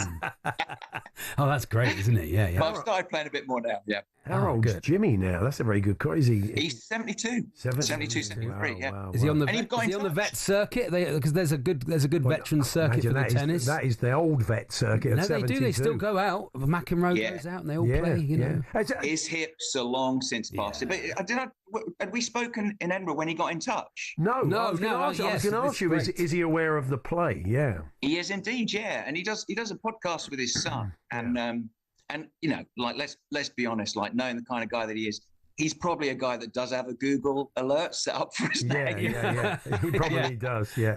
And as the reviews were coming through, you know, and they were very nice, the reviews. It obviously like kind of registered on his radar, and he dropped a really lovely message. He just said, "Oh, great." He's a very different guy now. He's a lot. You know, as most people are, less litigious, fiery in their youth. Yeah. You didn't get cease and desist letter from him. That's good. Yeah. I mean, to be honest, I haven't spoken to him. It's just his lawyers that I'm constantly speaking to. A couple of nice guys. Really nice guys. Yeah, they're just off to the left of me, actually. But yeah, he was really complimentary. He was really good. I wonder if he will. I mean, will he be in London doing any commentary work during Wimbledon? Maybe he'll just be sitting in the front row at one point. He said if we get it to New York, and that is the plan for the show, the plan is to get it abroad and play over there. He says if we can get it to New York, he'll be there. Oh, that's lovely. So that'll be good. And I'm like, well, come on, mate, you've got a bit of money. You know, be around in your pocket, get us over there. Great. But you're in the Park Theatre in North London, which is brilliant space. Just around the corner from Finsbury Park Station. About 150-seater, isn't it? And you're up close and personal to the action when you go there. Really well run, very good pizza, very nice bar for afterwards as well. So a really good night in the park. Yeah, thanks, Charlie. That's really focusing on the show there. Thanks a lot. Well, I'm just saying, if people don't enjoy it, there's other reasons to go. If it's not, if Adam's not doing it, I mean, you're very good, Adam. You know, but I think you've had enough success. So go and get yourself a pizza. But are you billing yourself against the good pizza? Yeah, you can't beat that. So when do you start, Adam? We started last night. Oh, great. So, and we run through to the 12th of July, but they've added 3 extra shows because it's been selling so well. So we've got extra shows already booked in. Excellent. We'll go and check it out at the Park Theatre box office. You can follow Adam on Twitter and Instagram as RICHES. And let's hope Jimmy gets to New York and Jimmy gets to see it. Yeah. Best of luck. Great. Best of luck with Adam. All the best. Thanks, Adam. Thanks, lads. Speak to you soon. Cheers. Adam Riches there is a show about Jimmy Connors. Jimmy, limited run during this Wimbledon period at the Park Theatre. It's very easy. If you're getting into London, wherever you get into London, the main stations, you can get to Finsbury Park very easily. If you're coming in, it's where I played Tony in the Tony Blair musical. I saw it. Is I used to get there from here in about 25 minutes. Perfect. So if you're here in London Bridge, I mean, if you live in Arbroath, of course, it's not quite that easy. It's not that easy. But there we are. Yeah. The sprinting monk, a man who waited 70 years to win a gold medal, will be joining us shortly. Yes. Later on, will be... One of our listeners says the sprinting monk would be a good name for a pub. It would be. It would be very good indeed. I mean, he really is a monk, so I don't know what he makes of that. It's raining at Headingley, unfortunately. England on 181 with a target of 371. They've been in good nick, but it is currently raining. Let's hope they can get back out there. And what are they? What is it? They're 190 behind. Stokes and Brook could knock that off in about 40 minutes. I mean, with the weather, you wonder if you might see a bit more urgency. But as Sam was saying, there's still plenty of overs left to bowl today if they can get them in. light and rain permitting. That's all to come. It's Paul Hawksbee and Charlie Baker here on talkSPORT with Toolstation, standing behind every single tradesperson of Britain. Next stop, Toolstation.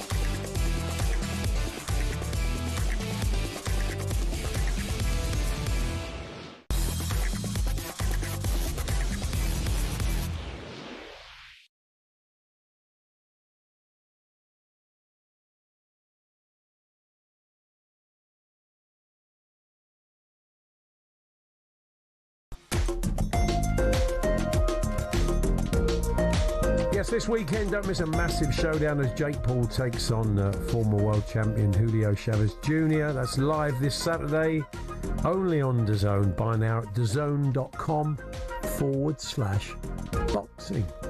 I believe they're coming back Looks out. like the covers are off, Charlie. At least, yeah. I think good news. So hopefully we should have some play once again, nice, wouldn't it? at Headingley, and England can get on with that run chase. It's not a bit jacket on, jacket off, as they say. Have we had any more emails or texts? Charlie could give us a couple of those if you fancy. It back up, Paul, but I can do. Right. Yeah, very sure much. You can. Very much. Here we go. Yeah. So we had what were we asking for?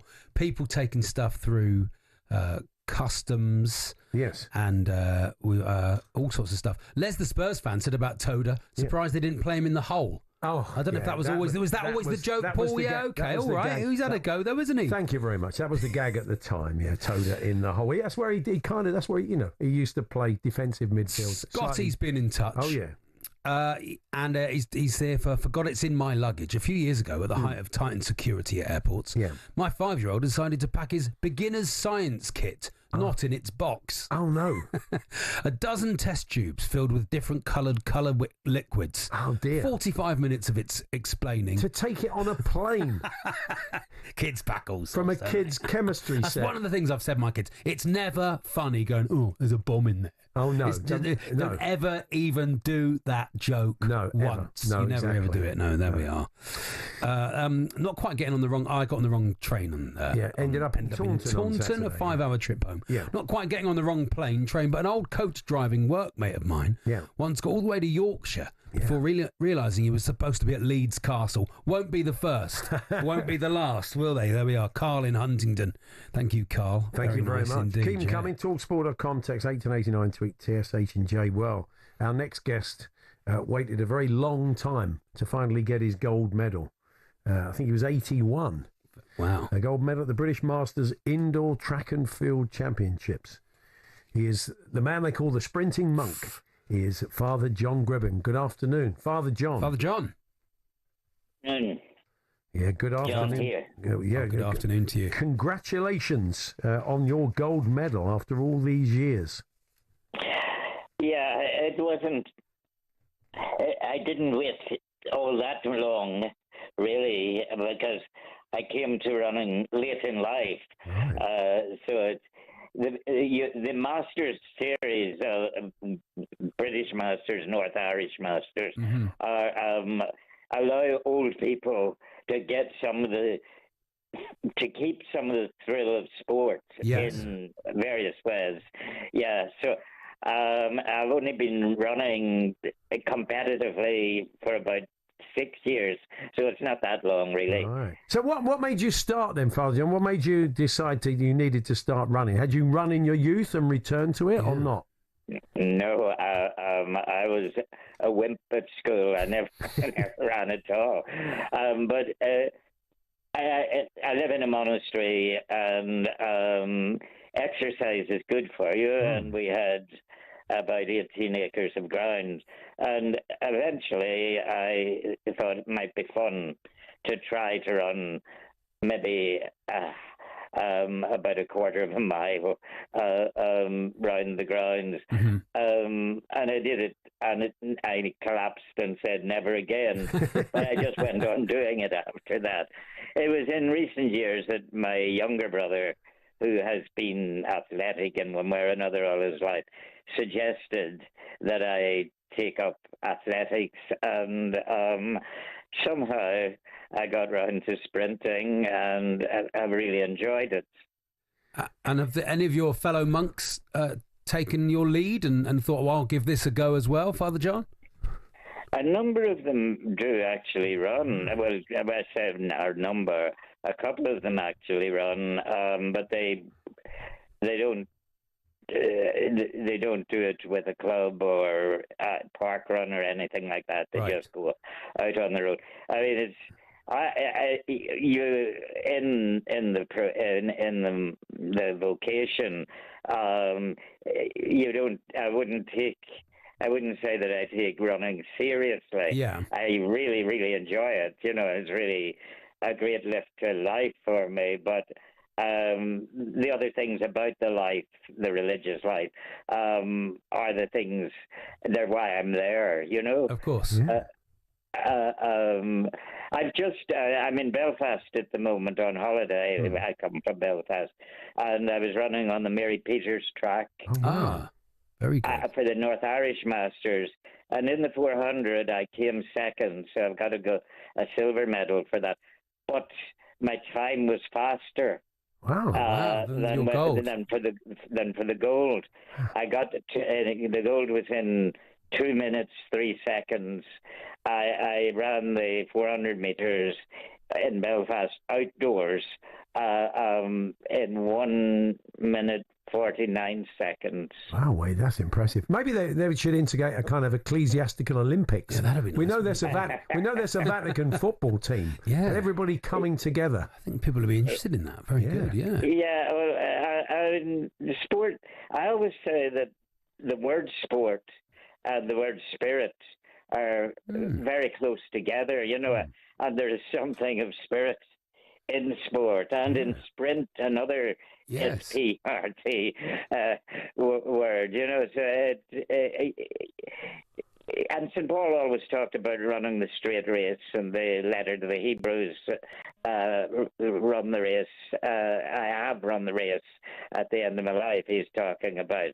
And that's just the race of life, you know. Yeah. Well, look, Very nice. Keep doing what you're doing at 81 years young. It's fantastic. Keep running and keep fit, and it's been a pleasure to talk to you. Thank you, Father John. Thanks It's been lovely. Thank you very much. God bless you all. There we are. Father John Griffin, 81 years old, winning his first gold medal, the British Masters, running even quicker over in Ireland, but only getting the silver. Moving in a mysterious way, Paul. Not necessarily. Not necessarily sprinting, so it's nothing mysterious about it at all. Run the race in a straight line, so exactly. St. Paul wouldn't have done the 400 metres, No, clearly. Just run it in a straight line. Yeah.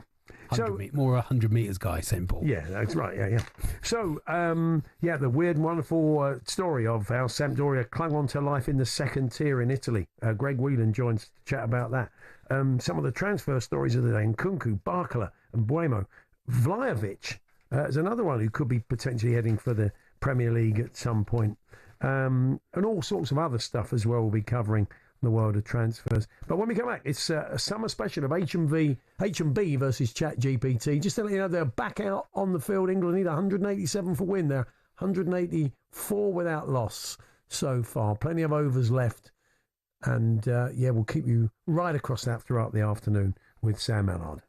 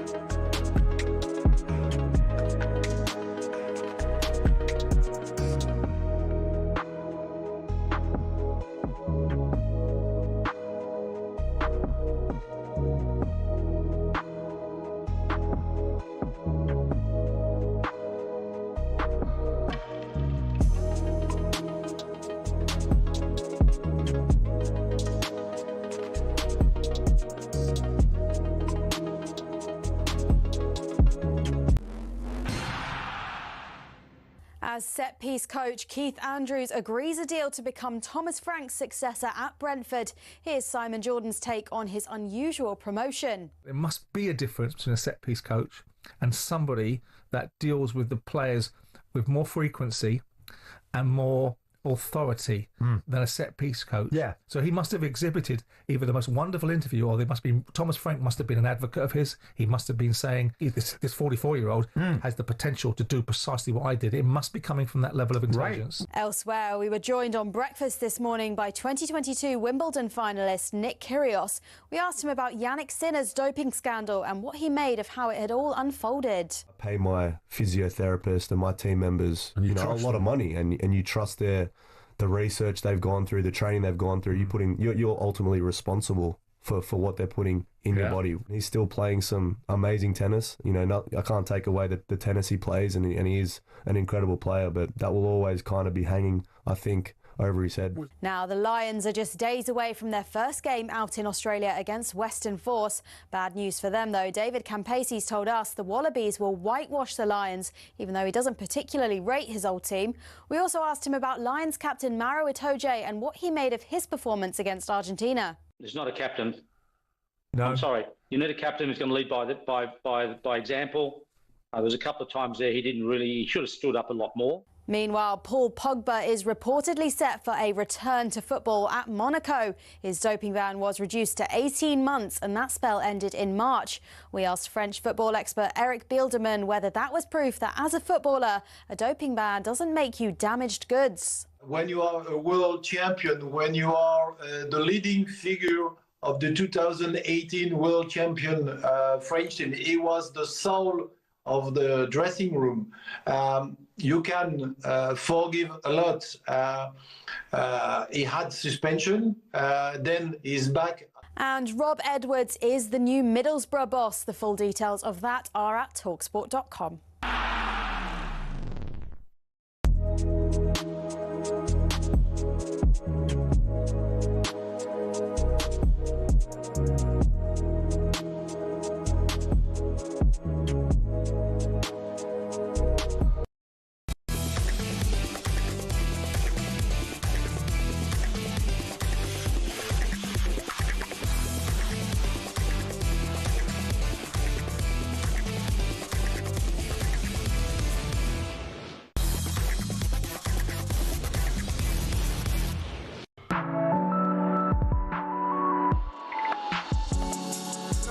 Good afternoon, Paul Hawksbee and Charlie Baker here on talkSPORT. Yes. We're in the final hour of the show. We'll be talking a bit of Leicester City. There's stuff going on and off the field at the moment, which will be of concern to Leicester fans. I think a bit of a reshaping on the business front for the ownership over in Thailand, which could have a knock-on effect for the football club. And there's been a lot of talk about Ruud van Nistelrooy losing his job this week. Philbert the Fox, our very own official scorer for the birthday spread, Jeff Peters, our man in the East Midlands, will fill us in on that later on. There's the bizarre tale of what went on with Sampdoria and how they managed to cling on to the second division over in Italy. Yeah, that's a good story, that, Paul. And Ben Jacobs joins us to hoover up some of the transfer stories. Christopher Nkunku looks like he's surplus to requirements at Chelsea, but where could he rock up next? Any other Premier League type want to take a chance on him?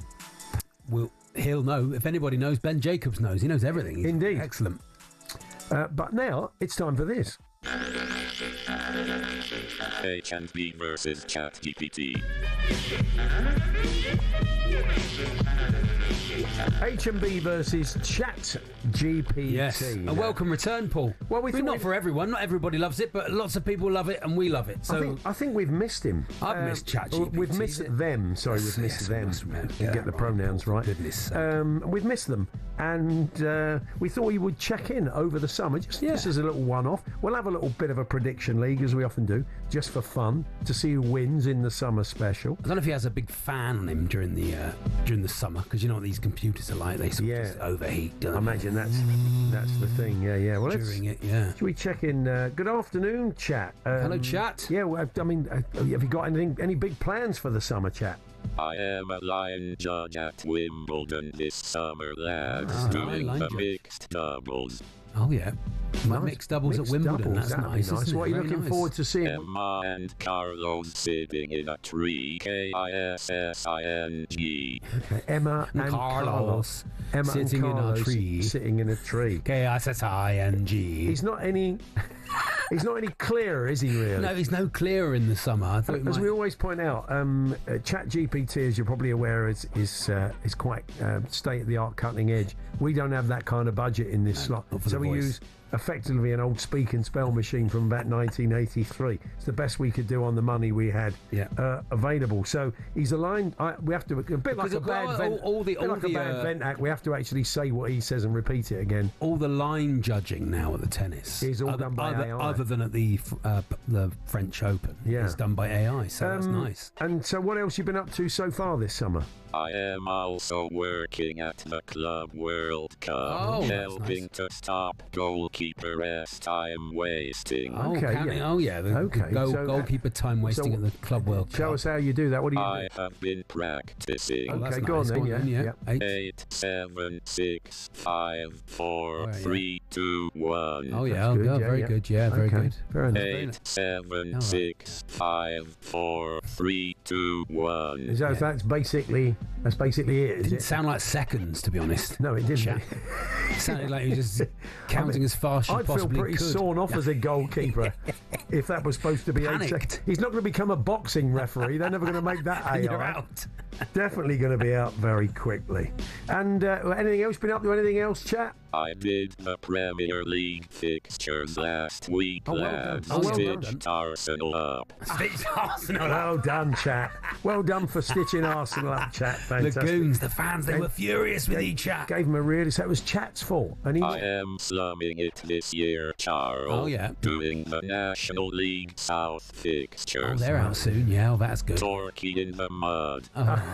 Torquay in the mud. There's no need for that. How's Ange getting on, Paul? How's Ange getting on, Ange?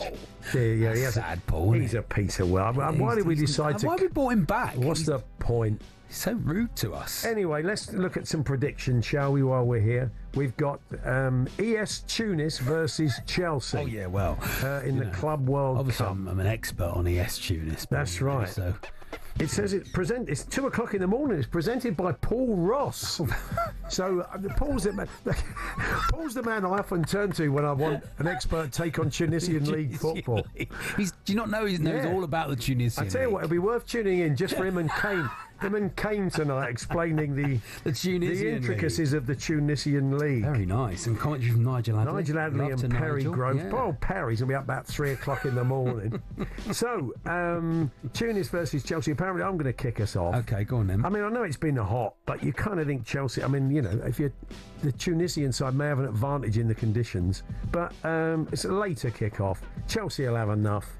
I'm not sure how committed they are to this. Andy wants them out, but I'm going for a 2-1 win. Andy wants them out of the He wants them back home. He wants bring them home. That's what he's been singing. God, it's hot. 2-1 to Chelsea. Charlie Baker, what do you think? It's quite enough there, Paul. I think you've got to give Chelsea a few more there. I'm going to say 5-0. North African football's in pretty good shape. Yeah, I think they'll be right up. 5-0. 5-0. That's what I'm saying. I'd be surprised. It's like I know nothing about the tournament, either club. Chat GPT, what say you? Chelsea will control possession at 1-0. Chelsea victory is plausible. In that heat, and that is what ChatGPT actually does. That is real ChatGPT. Although the delivery system's a bit chunky, that is really ChatGPT. I think we should maybe break off at this point. Yes. And head over to Sam Allard. I don't know if they are reviewing this, but let's try and find out. Are they reviewing this, Sam? There's no review here because Ollie Pope's been bowled by Pradesh Krishna. Not much point revying that. I mean, it'd be the most glass half full review of all time. I'm not sure about that. I'll have a look, Hump. The stumps are out of the ground, but hey, I'll have a look. Right before the 20-minute rain break, England were without losing any wickets and absolutely cruising, but since then Zach Crawley has edged Pradesh Krishna to first slip KL, and now Pradesh Krishna is bowled Ollie Pope, looking to work a ball into the leg side, hit the inside edge, came off his pad and came into the stumps. You might be wondering why Headingley are booing. They're not booing, they're rooting, because Joe Root, Yorkshire's very own, comes to the crease. So he is now facing a pumped up Pradesh Krishna. Ben Ducky not out on 115. All of a sudden now India are well and truly back in this game. England 206 for 2, needing a further 165 runs for victory. Game on, boys. Thanks very much, Sam. I could only see Pope walking off, and he seemed to be looking, but I just wondered if he was walking up the other end to review. I didn't see the stumps played on the ground. Wood everywhere. Are they reviewing it? Anyway, let's move on then to our next TalkSport listeners home in the car. Try and guess Tunis Chelsea. Chelsea, yeah. There you are. Juventus versus Manchester City. Oh, by the way, that game tonight, as we said, live on TalkSport with your host Paul Ross, Nigel Adderley and Perry Groves, your commentary team. Juve versus Manchester City. We're going to bring you that one on Thursday, presented by Natalie Sawyer at slightly earlier time of 8 o'clock. Kevin Hatchard and Scott Minto, your commentary team. Juve, Manchester City. City have got some real depth in the squad. They've had a big win, had a tighter win. I think this could... I think this might be going the full distance. I'm going to go one each at the end of 90 minutes in this one. I think Man City want to win this. Yeah, I think they really want to win it. Pep was talking it up yesterday as a tournament, wasn't he? They're going to go for it. So I'm going to say 3-1 Man City. You're saying 3-1 Manchester City. I just wonder if the old conditions might play into it. And what about you, Chat? Man City attacking depth gives them edge over Juventus. A 1-1 draw is like. Yeah, okay, he's gone. 1-1 draw is like. Thank you. Gets a bit Borat at times, doesn't he? Scandinavian Borat, he sounds like. Anyway, on TalkSport 2, tomorrow evening, 5 o'clock kickoff, Joe Shen and Darren Ambrose will bring you commentary of England under-21s versus Netherlands under-21s. Again, I think this is going to be a tough old game. Yeah. I can see this going all the way. I'm going to go 2 each on 90 minutes. Charlie, you going on vibes? I'm going on Netherlands 2, England 1. Oh, do you think we're going out? I think we're going out, yeah. Okay, Charlie, not great. Let's see what Chat makes of it. Chat. Expect a tight tactical encounter due to England's recent form. 2-1 win for England. Oh, he's gone the flip side. 2-1 there win. we are. TalkSport tight. Tactical win.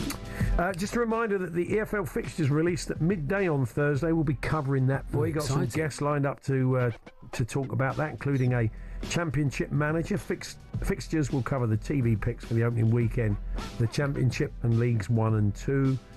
And that big England game tomorrow evening from 5. So there we are. Chat. Anything else to add, Chat? Thank you very much. Is that it? You finished? You done? Paul is a disgrace. Paul is a disgrace. That's nice. There's no better way for you to sign off. Missing you already. See you in the new season. I'd say by popular demand, but that would be a lie. No, you know. So there we are. That was HMBB versus Chat GPT. Well, it was nice to hear from him. It was, yeah. If you see him at Wimbledon, give him a kick for me. 211 for 2 then, England. The target 371. And we'll be right across that throughout the afternoon for you. It's Paul Hawksbee and Charlie Baker here on TalkSport. Next up, the strange case of Sampdoria and how they survived in the second division of Italian football. We're here with our very good friends at Tool Station. Next up, Tool Station.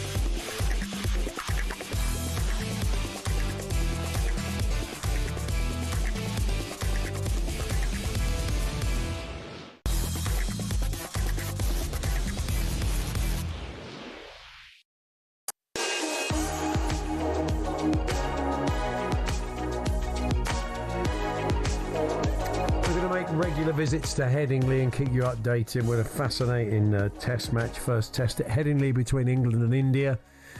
England require 157 runs to win. Root's just gone in. Sam Allard, how's he looking so far? Early days, of course. Yeah, only faced 5 balls. Root's in, but crucially for India, Jasprit Bumrah is back into the attack. They've been so reliant on him in Test match cricket. There is such a big drop-off from Bumrah to the other seamers. But to be fair to Pradesh Krishna, he dismissed both Crawley and Pope in consecutive overs. He got Pope driving, big, thick outside edge, caught a first slip, then he bowled Ollie Pope, who dragged on. So Bumrah's in from one end, Krishna from the other. You got the best bowler in the world in Bumrah bowling at the best batsman in the world in Joe Root. And you know what, boys, this is what Test cricket is all about. Day 5, afternoon session. All 4 results are possible: the draw, the tie, and England win. And it could be a tie, boys. You never know. It could be a tie. You're laughing, Charlie. Stranger things have happened.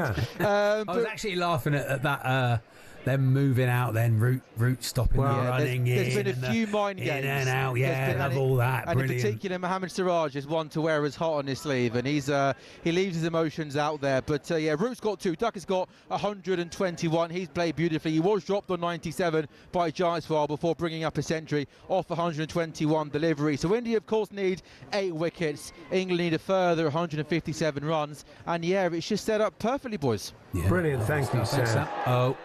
That's okay. We're all good. Is it? Oh no, we're all good. Sounded wickety, didn't it? Just we're slightly behind. I don't think I mean, Sam's right. There's nothing like Test cricket. When it gets like this, it's by a million miles the best form of cricket. Amazing. People who say, 5 days and no one wins. When it's like this, there is just nothing to touch it. Fantastic, absolutely. Okay, isn't it? We are going to keep an eye on it, but we're going to turn to the world of football. And journalist and broadcaster Greg Whelan has been keeping me in touch with what's been going on with Sampdoria, and what a soap opera it has been. This, you were telling me the story earlier, Paul. It's absolutely fascinating. It really is bonkers. I mean, this, we all remember Samp in there, Pomp, Vialli, Mancini, Lombardo, going back Souness, David Platt, Ruud Gullit, Liam, all the players that played for this club. They fell on hard times, nearly went out of business, and subsequently found themselves in Serie B in the 2nd division. Well, it could have got worse. But anyway, let Greg Whelan explain it all. Hiya, Greg. Paul, Charlie, good afternoon. It's just nuts. Everything that's gone. I don't even know where to start. It's great. If we're going to start with this immediately, they were in Serie B in the 2nd division. It looked as if they were going down to the 3rd division, Serie C, didn't it? But then things started to happen, didn't they? That kind of worked in their favour. So kind of tell us from there. Right. So you touched on already that Sampdoria, this great name, had a lean time of late. They almost went bust a couple of years ago. This season was an absolute disaster in Serie B. They were expected to come up. In the end, they actually went down. They finished 3rd from bottom. Just a reminder that the bottom 3 at the 2nd tier go down, and then there's a playoff between 4th and 5th to see who joins them. Sampdoria finished 3rd from bottom. They were down incredibly. One of the biggest clubs in Europe to go down that far. They were down. Or so we thought.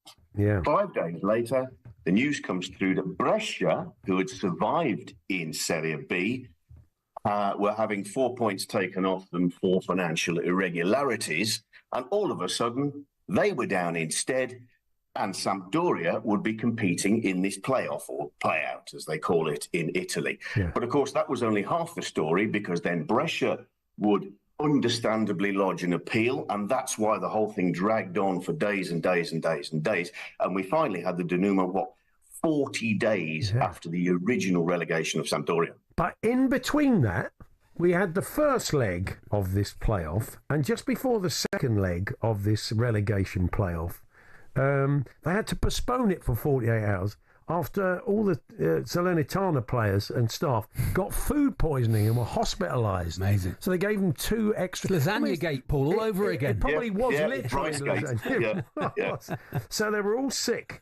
And they finally play the second leg of this game, and they're 2-0 up, Samp, from the first game. And it all kicks off, Greg. Tell us more what happens in the second leg. Let me put you in the picture with the second leg. So Sampdoria take a 2-0 lead from the Luigi Ferraris last week. We had the whole food poisoning, as you say. The thing was, the way it works in Italy, there's no extra time, there's no penalties. So had Salernitana, the opposition, scored twice, they would have survived and Sampdoria would have gone down. The pivotal moment was sort of 35 minutes into the game when Salernitana scored, they had the ball in the net, thought they had. Yeah. It was ruled out, and only moments later, Sampdoria scored. That was the real pivotal moment. From then on, Sampdoria were in charge. They scored a second, just 3 minutes into the second half, and that's when it just began to get ugly. This is a big ground, Salernitana, at the Stadio Orecchi. It was a full house, as you can imagine, and that was when, obviously, 4-0 down on aggregate, it began to turn ugly. Seats were thrown, smoke bombs thrown onto the pitch. The police were involved. Referee had no choice but to take the players off. They tried to restart the game. It was impossible. And with 20-odd minutes of the second leg still to go, they had to just say, right, that was that. At the time, we said, well, what is going to happen now? In stepped Serie B, in stepped the league to say, well, it's got to be a 3-0 win to Sampdoria. So Sampdoria survived comfortably 5-0 on aggregate, as it turns out. But the reality was it was a lot closer than that. Yeah, so they didn't even get to finish the second game because there was a riot there. I mean, to add to the drama of this, Salernitana, that's back-to-back relegations. And how big, Greg, is the drop-off between Serie B and Serie C? Does it get a bit regional at that point or not? It does indeed. It is still professional, but it is the bottom tier of professional football in Italy. It is regional. It is divided Serie C into 3 divisions of 20 teams. Now, this isn't like League One here. We are talking venues. We are talking clubs and stadia, 2,000, 2,500 capacities. Yeah. I mean, that's more like our sort of 5th or 6th tier in this country. There are some names down there, the likes of Spal and Crotone and Benevento, who have been in Serie A, but that just proves how difficult it is to get out of Serie C, because only the champions of each of those regions comes up automatically. The rest is a very complicated playoff system. Yeah. So it is very unpredictable. Could this be finally, Greg? Could this be a kind of springboard? I mean, could it be a big moment? They may look back when they're back in Serie A, maybe winning titles and cups, and think that was the moment when we built from that, or is it still not great? Is it still not a great scenario for them at the moment? This is a huge summer for Sampdoria. It is a huge summer. If they're going to bounce back, they talk about learning the lessons. Manfredi, the president, is saying, we got it terribly wrong. I got it terribly wrong. But they have so much work to do now. It is 2 months before the start of the new Serie B season. It is just days away from the end of contracts. They have 19 players out of contract. Wow. The manager, Evani, and Lombardo, the famous Lombardo, coming in as his assistant, were only drafted in as an emergency measure in a desperate attempt to keep them up. Do they keep those two? Do they reward them for having kept Sampdoria up or do they go in a different direction? Wow. It's fascinating, isn't it? Keep an eye on how they do. Is there any sort of parachute payment in the Italian league or anything like that? Will they have any sort of financial benefits over anybody been out else? Of it for a while now, haven't they? They do certainly coming out of Serie A to Serie B, but they've been in Serie B for a couple of seasons now. And money really isn't the problem. It is organisation. It has been a season of, I'm sorry, but it has been a season of disaster organisationally. They've been through 3 or 4 sporting directors. They've been through 4 head coaches. They signed 27 players, 16 of them on loan. 38 different players played a part in the last campaign. That's where it all went wrong. Those figures alone tell the story of almost how not to approach a football season. It's bonkers. Brilliant, Greg. Thanks for telling the story. Appreciate it. No problem. All the best. There we are. This Greg Whelan there, filling us in on the bizarre tale of Sampdoria. Well, I might follow him now, Paul. Let's keep an eye. Well, it's a wonderful kit. Yeah. When David Platt was playing there, I went and interviewed him for World Soccer over in Genoa and stayed there and went to a match. And I bought a scarf. I realised I've got a 31-year-old scarf at home from the game. I think we should follow them all next season. That'd be great. Let's keep an eye on Sampdoria. We'll be on Samp Watch. Yes. And as they try and battle. Let's do it, Samp Watch. We'll do Samp Watch. See if we can... having a show meeting on air, Paul. That's good, isn't it? That's it. We'll do that. Write that down. Write that in a margin. And Samp Watch. And then completely forget it straight away. 224 for 2, England. We'll keep you in touch with that. Chasing 371. And about to join us, Philbert the Fox, Jeff Peters. There's stuff going on at Leicester, on and off the field, which could be a concern for Fox's fans. And then we'll look at some of the transfer stories of the day as well. It's Paul Hawksbee and Charlie Baker here on talkSPORT.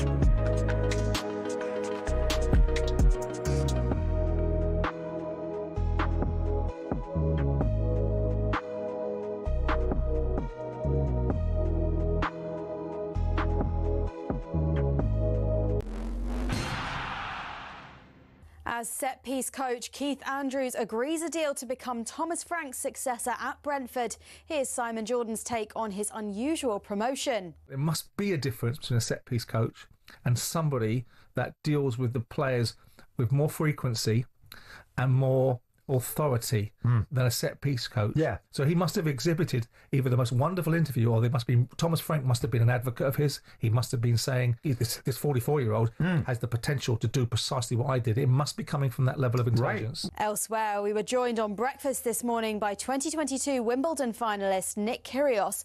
We asked him about Yannick Sinner's doping scandal and what he made of how it had all unfolded. I pay my physiotherapist and my team members a lot of money, and you trust the research they've gone through, the training they've gone through. You're ultimately responsible for what they're putting in your body. Now, the Lions are just days away from their first game out in Australia against Western Force. Bad news for them, though. David Campasi's told us the Wallabies will whitewash the Lions, even though he doesn't particularly rate his old team. We also asked him about Lions captain Maro Itoje and what he made of his performance against Argentina. There's not a captain. You need a captain who's going to lead by example. There was a couple of times there he should have stood up a lot more. And Rob Edwards is the new Middlesbrough boss. The full details of that are at talksport.com.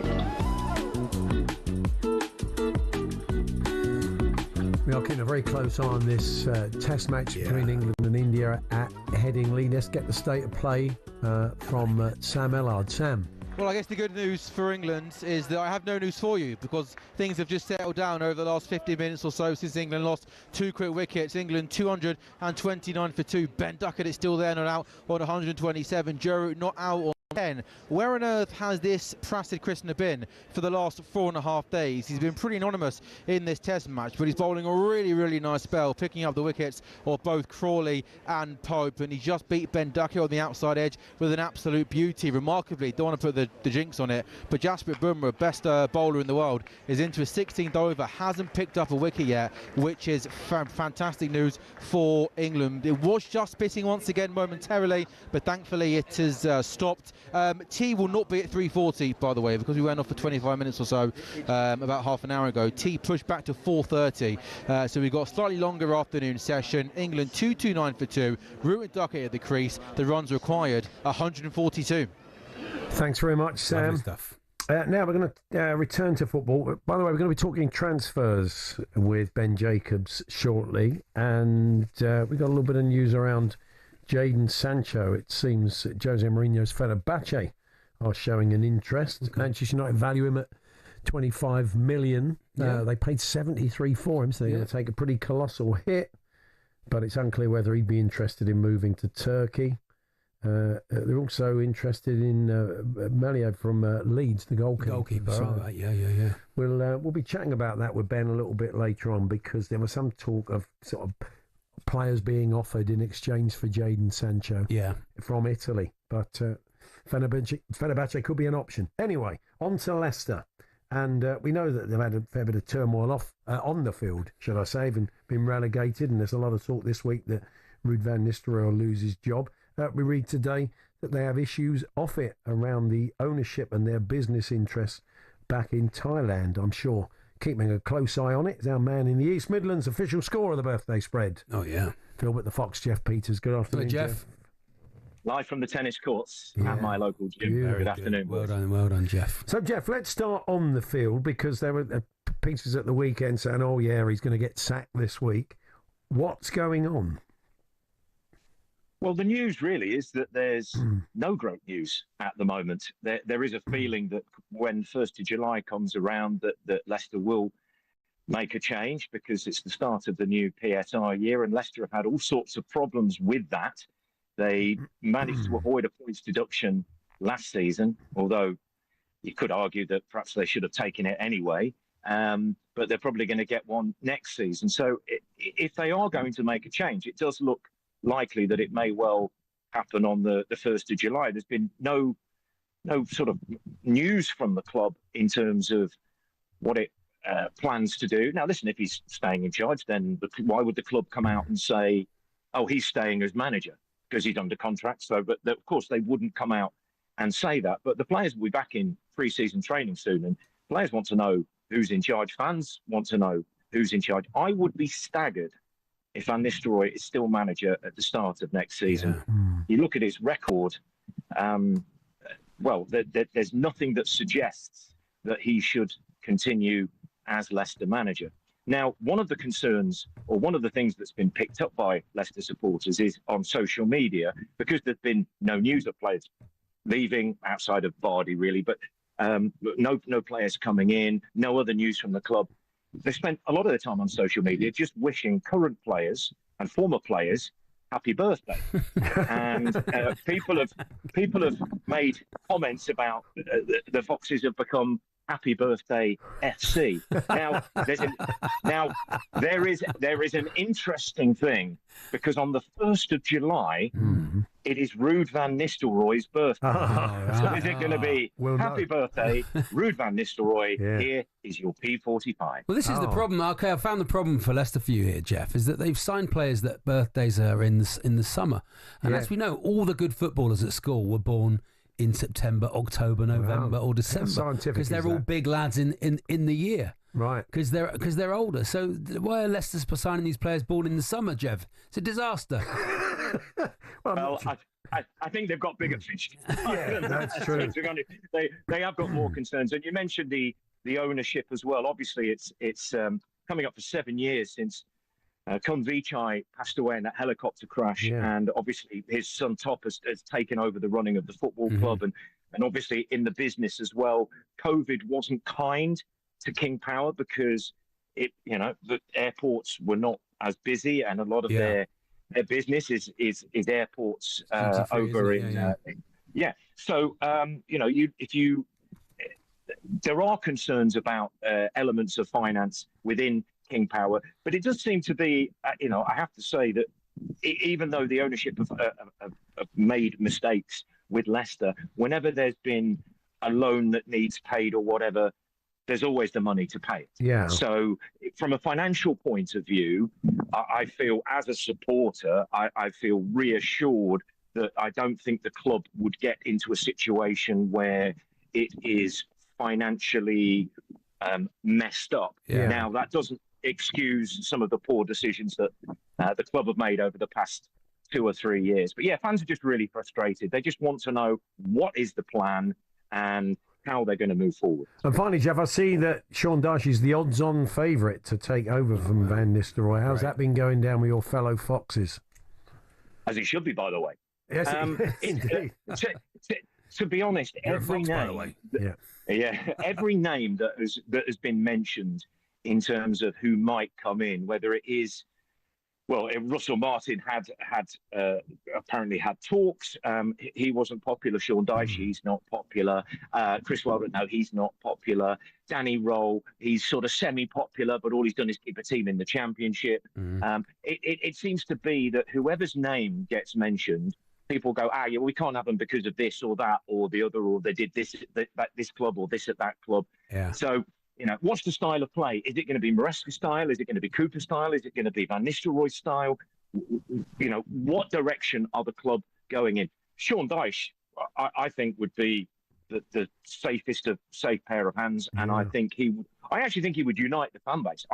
Even though people are going, it's not the kind of football we want, but when under Maresca, winning games, top of the table, biggest scorers in division.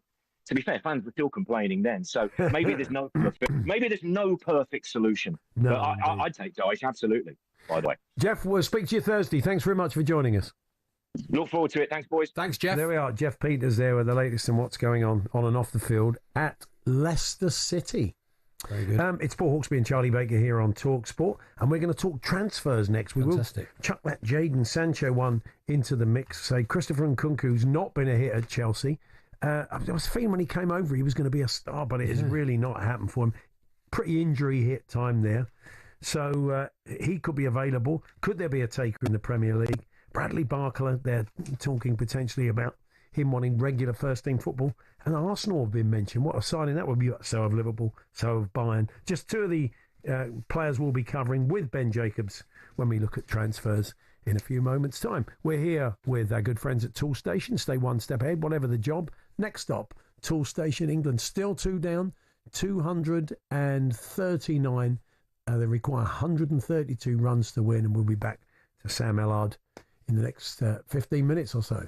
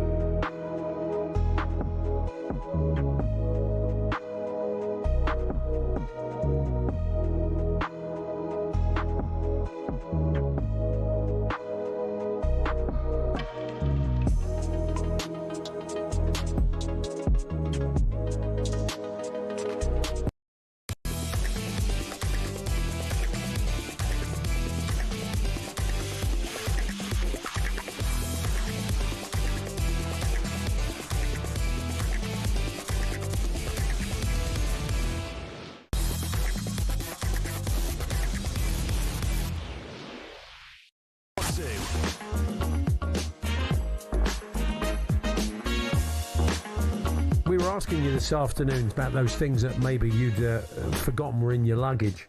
Our own Andrew McKenna, who's going to be heading off with his luggage to Australia to bring us the Lions tour live and exclusive very soon, says a few years ago, my mother-in-law went on holiday to France with a Ziploc bag full of white powder in her luggage. Right. Granted, it was washing powder, but it took us 20 minutes to explain to her why that might have been a problem at customs and why they stopped her. Won't be the first. I mean, first person. It would be so on the nose. Yeah. Anyway, thank you, finger in it. Safe journey, and we'll speak to you while you're out there. Yeah. So, transfers. Joining us now from the Club World Cup is a man keeping a very close eye on the transfer market while he's there, and that is Ben Jacobs. Good afternoon, Ben. Hello, Ben. Good afternoon, gents. How are you? Very good, well, thanks. Very good indeed. Yeah, maybe we should kick off with this Jadon Sancho story and this Fenerbahce interest. There'd been a lot of talk about other players being used as make weights to get it done, a possible move to Italy. But what do we know about this sort of Jose link? Yeah, I think Fenerbahce and also Napoli are leading the race at the moment for Jadon Sancho. Manchester United haven't had any bids yet, but there's contact on the player's side.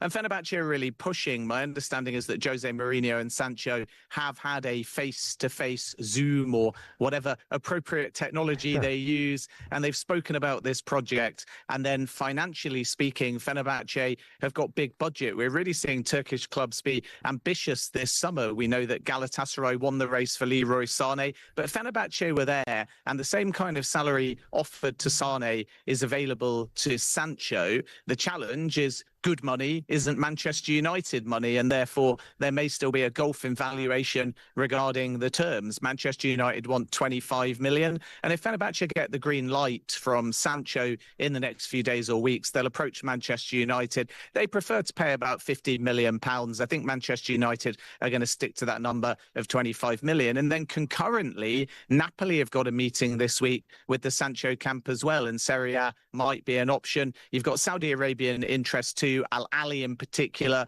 and possibly Al Nassr if they don't get their top target, Luis Diaz. But there were approaches made to Sancho 12 months ago. He wasn't that keen on Saudi Arabia, and at the moment I'm told the player's position hasn't changed. Okay, we'll keep an eye on that. Now, one thing that is often talked about in the window but never really happens are swap deals. They often talk about swap deals, but I imagine there's all sorts of intricate business reasons why they're difficult to pull off. The latest one is Garnacho for Nkunku. Both were moving in the opposite direction. What are the chances of that happening, Ben?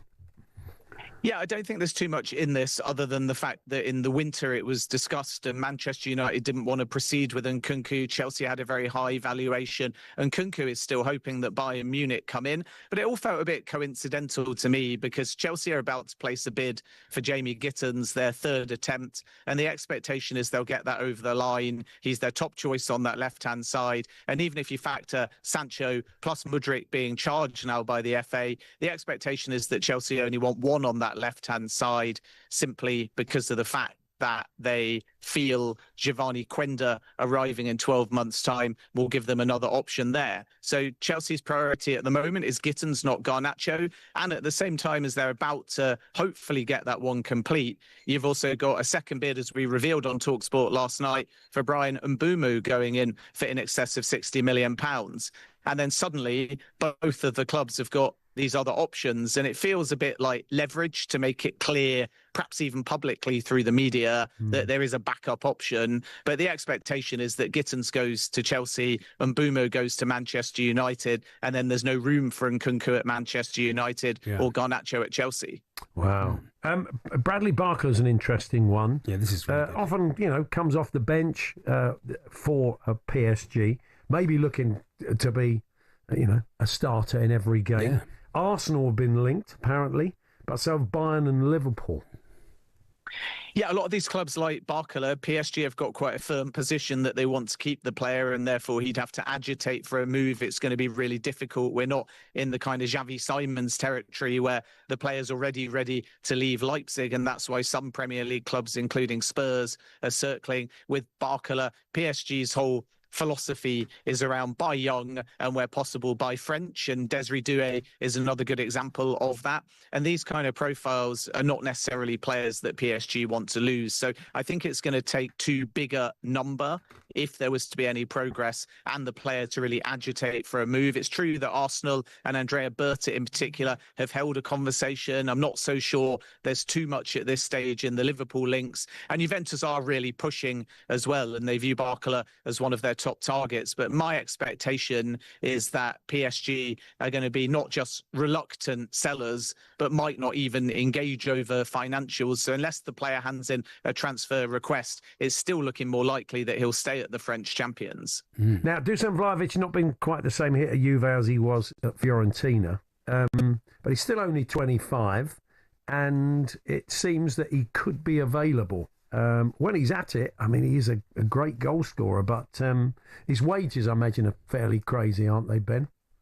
Yeah, not necessarily crazy compared to big six teams. He'd fit comfortably in a top 5 or top 10 in terms of the wage bill at one of the clubs that he's often linked with. I think at this stage, Manchester United, who are perhaps the most recent club to be linked, are still just drawing up a list of targets. We know that they've also had outreach for Hugo Ekitike, and Liverpool could be there too. But there's nothing really advanced at this stage. And when Chelsea have looked in the past, and even Manchester United exploring the deal, not in a advanced or getting anything excited about, just a normal phone call to understand is the player available or not. And you'd be surprised how many clubs make these, and therefore how many players technically they've made outreach for. But there are some concerns about his injury record. He's had persistent groin problems, and to unlock the Vlahovic case, first Juve are going to have to bring in an important striker. So this might be one for a little bit later in the window. The player, I'm told, is open to the Premier League, but none of these clubs have actually made a formal approach to Juventus yet. Chelsea are downplaying suggestions that they could come to the table,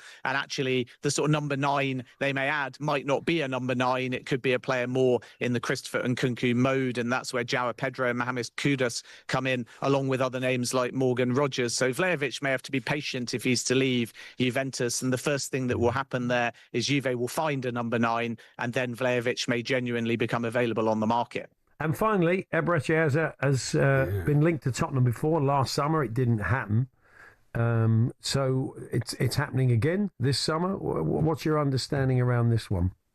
Yeah, I think there's a concrete possibility that Tottenham enter the race for Eberechi Eze just because Matis Tel has stayed permanently, which was always expected. It doesn't mean that they're not going to look for another versatile player that can obviously be utilised on that side or in a more central position. There's a £68 million release clause. Crystal Palace's position is clear. Side if he wants to join, and then he will be the one that actually then subsequently triggers the clause. And that might sound simple when I spell it out, but it is a bit of an atypical and complicated clause. And my understanding is also that, like Elise, the player actually gains a bit of a boost or a commission if the clause is triggered, so it can benefit him to have the clause triggered rather than a different kind of deal. And that was the case with Elise as well. So Tottenham are definitely interested. Their priority is more the right side, and we know that they've already made outreach to Semenya, but there you have to pay more than Tottenham did for Dominic Solanke, £65 million package or more. So it looks like they're going to explore other options. Tyler Dibbling is still on the list on that right-hand side, and Xavi Simons, as I said, a more central player that could be very useful and beneficial in a Thomas Frank system. But keep an eye on the Eze situation. The Tottenham interest is concrete. It's just a fact it's a costly deal, and in likelihood you're going to either have to trigger or match the clause. Brilliant. Thank you, Ben. As always, we'll catch up with you soon. Cheers. There we are. There's Ben Jacobs there with the latest on the transfer market. Don't forget all the latest transfer news. You can check out the Transfer Insiders podcast on the talkSPORT app or wherever you get your podcasts, or check out our live blog at talksport.com. Well, that's us. I'm back. Ben didn't mention Sonny Fish signing for Torquay United. Sonny Fish didn't make the cut. That was a shame, Paul, but that's gone through, so I expect that's why. I think England need 123 now. Roots on 11. Duckett just shy of his 150 on 149. 253 for 2. I'm sure Andy and Benty will be keeping a very close eye on this and crossing to Sam Millard throughout the show. 42 overs remaining, so plenty of time. Very nice. Charlie, I'll see you Thursday. You will, Paul. For the spread and more. Yeah. Have a great evening. Stick around for Drive.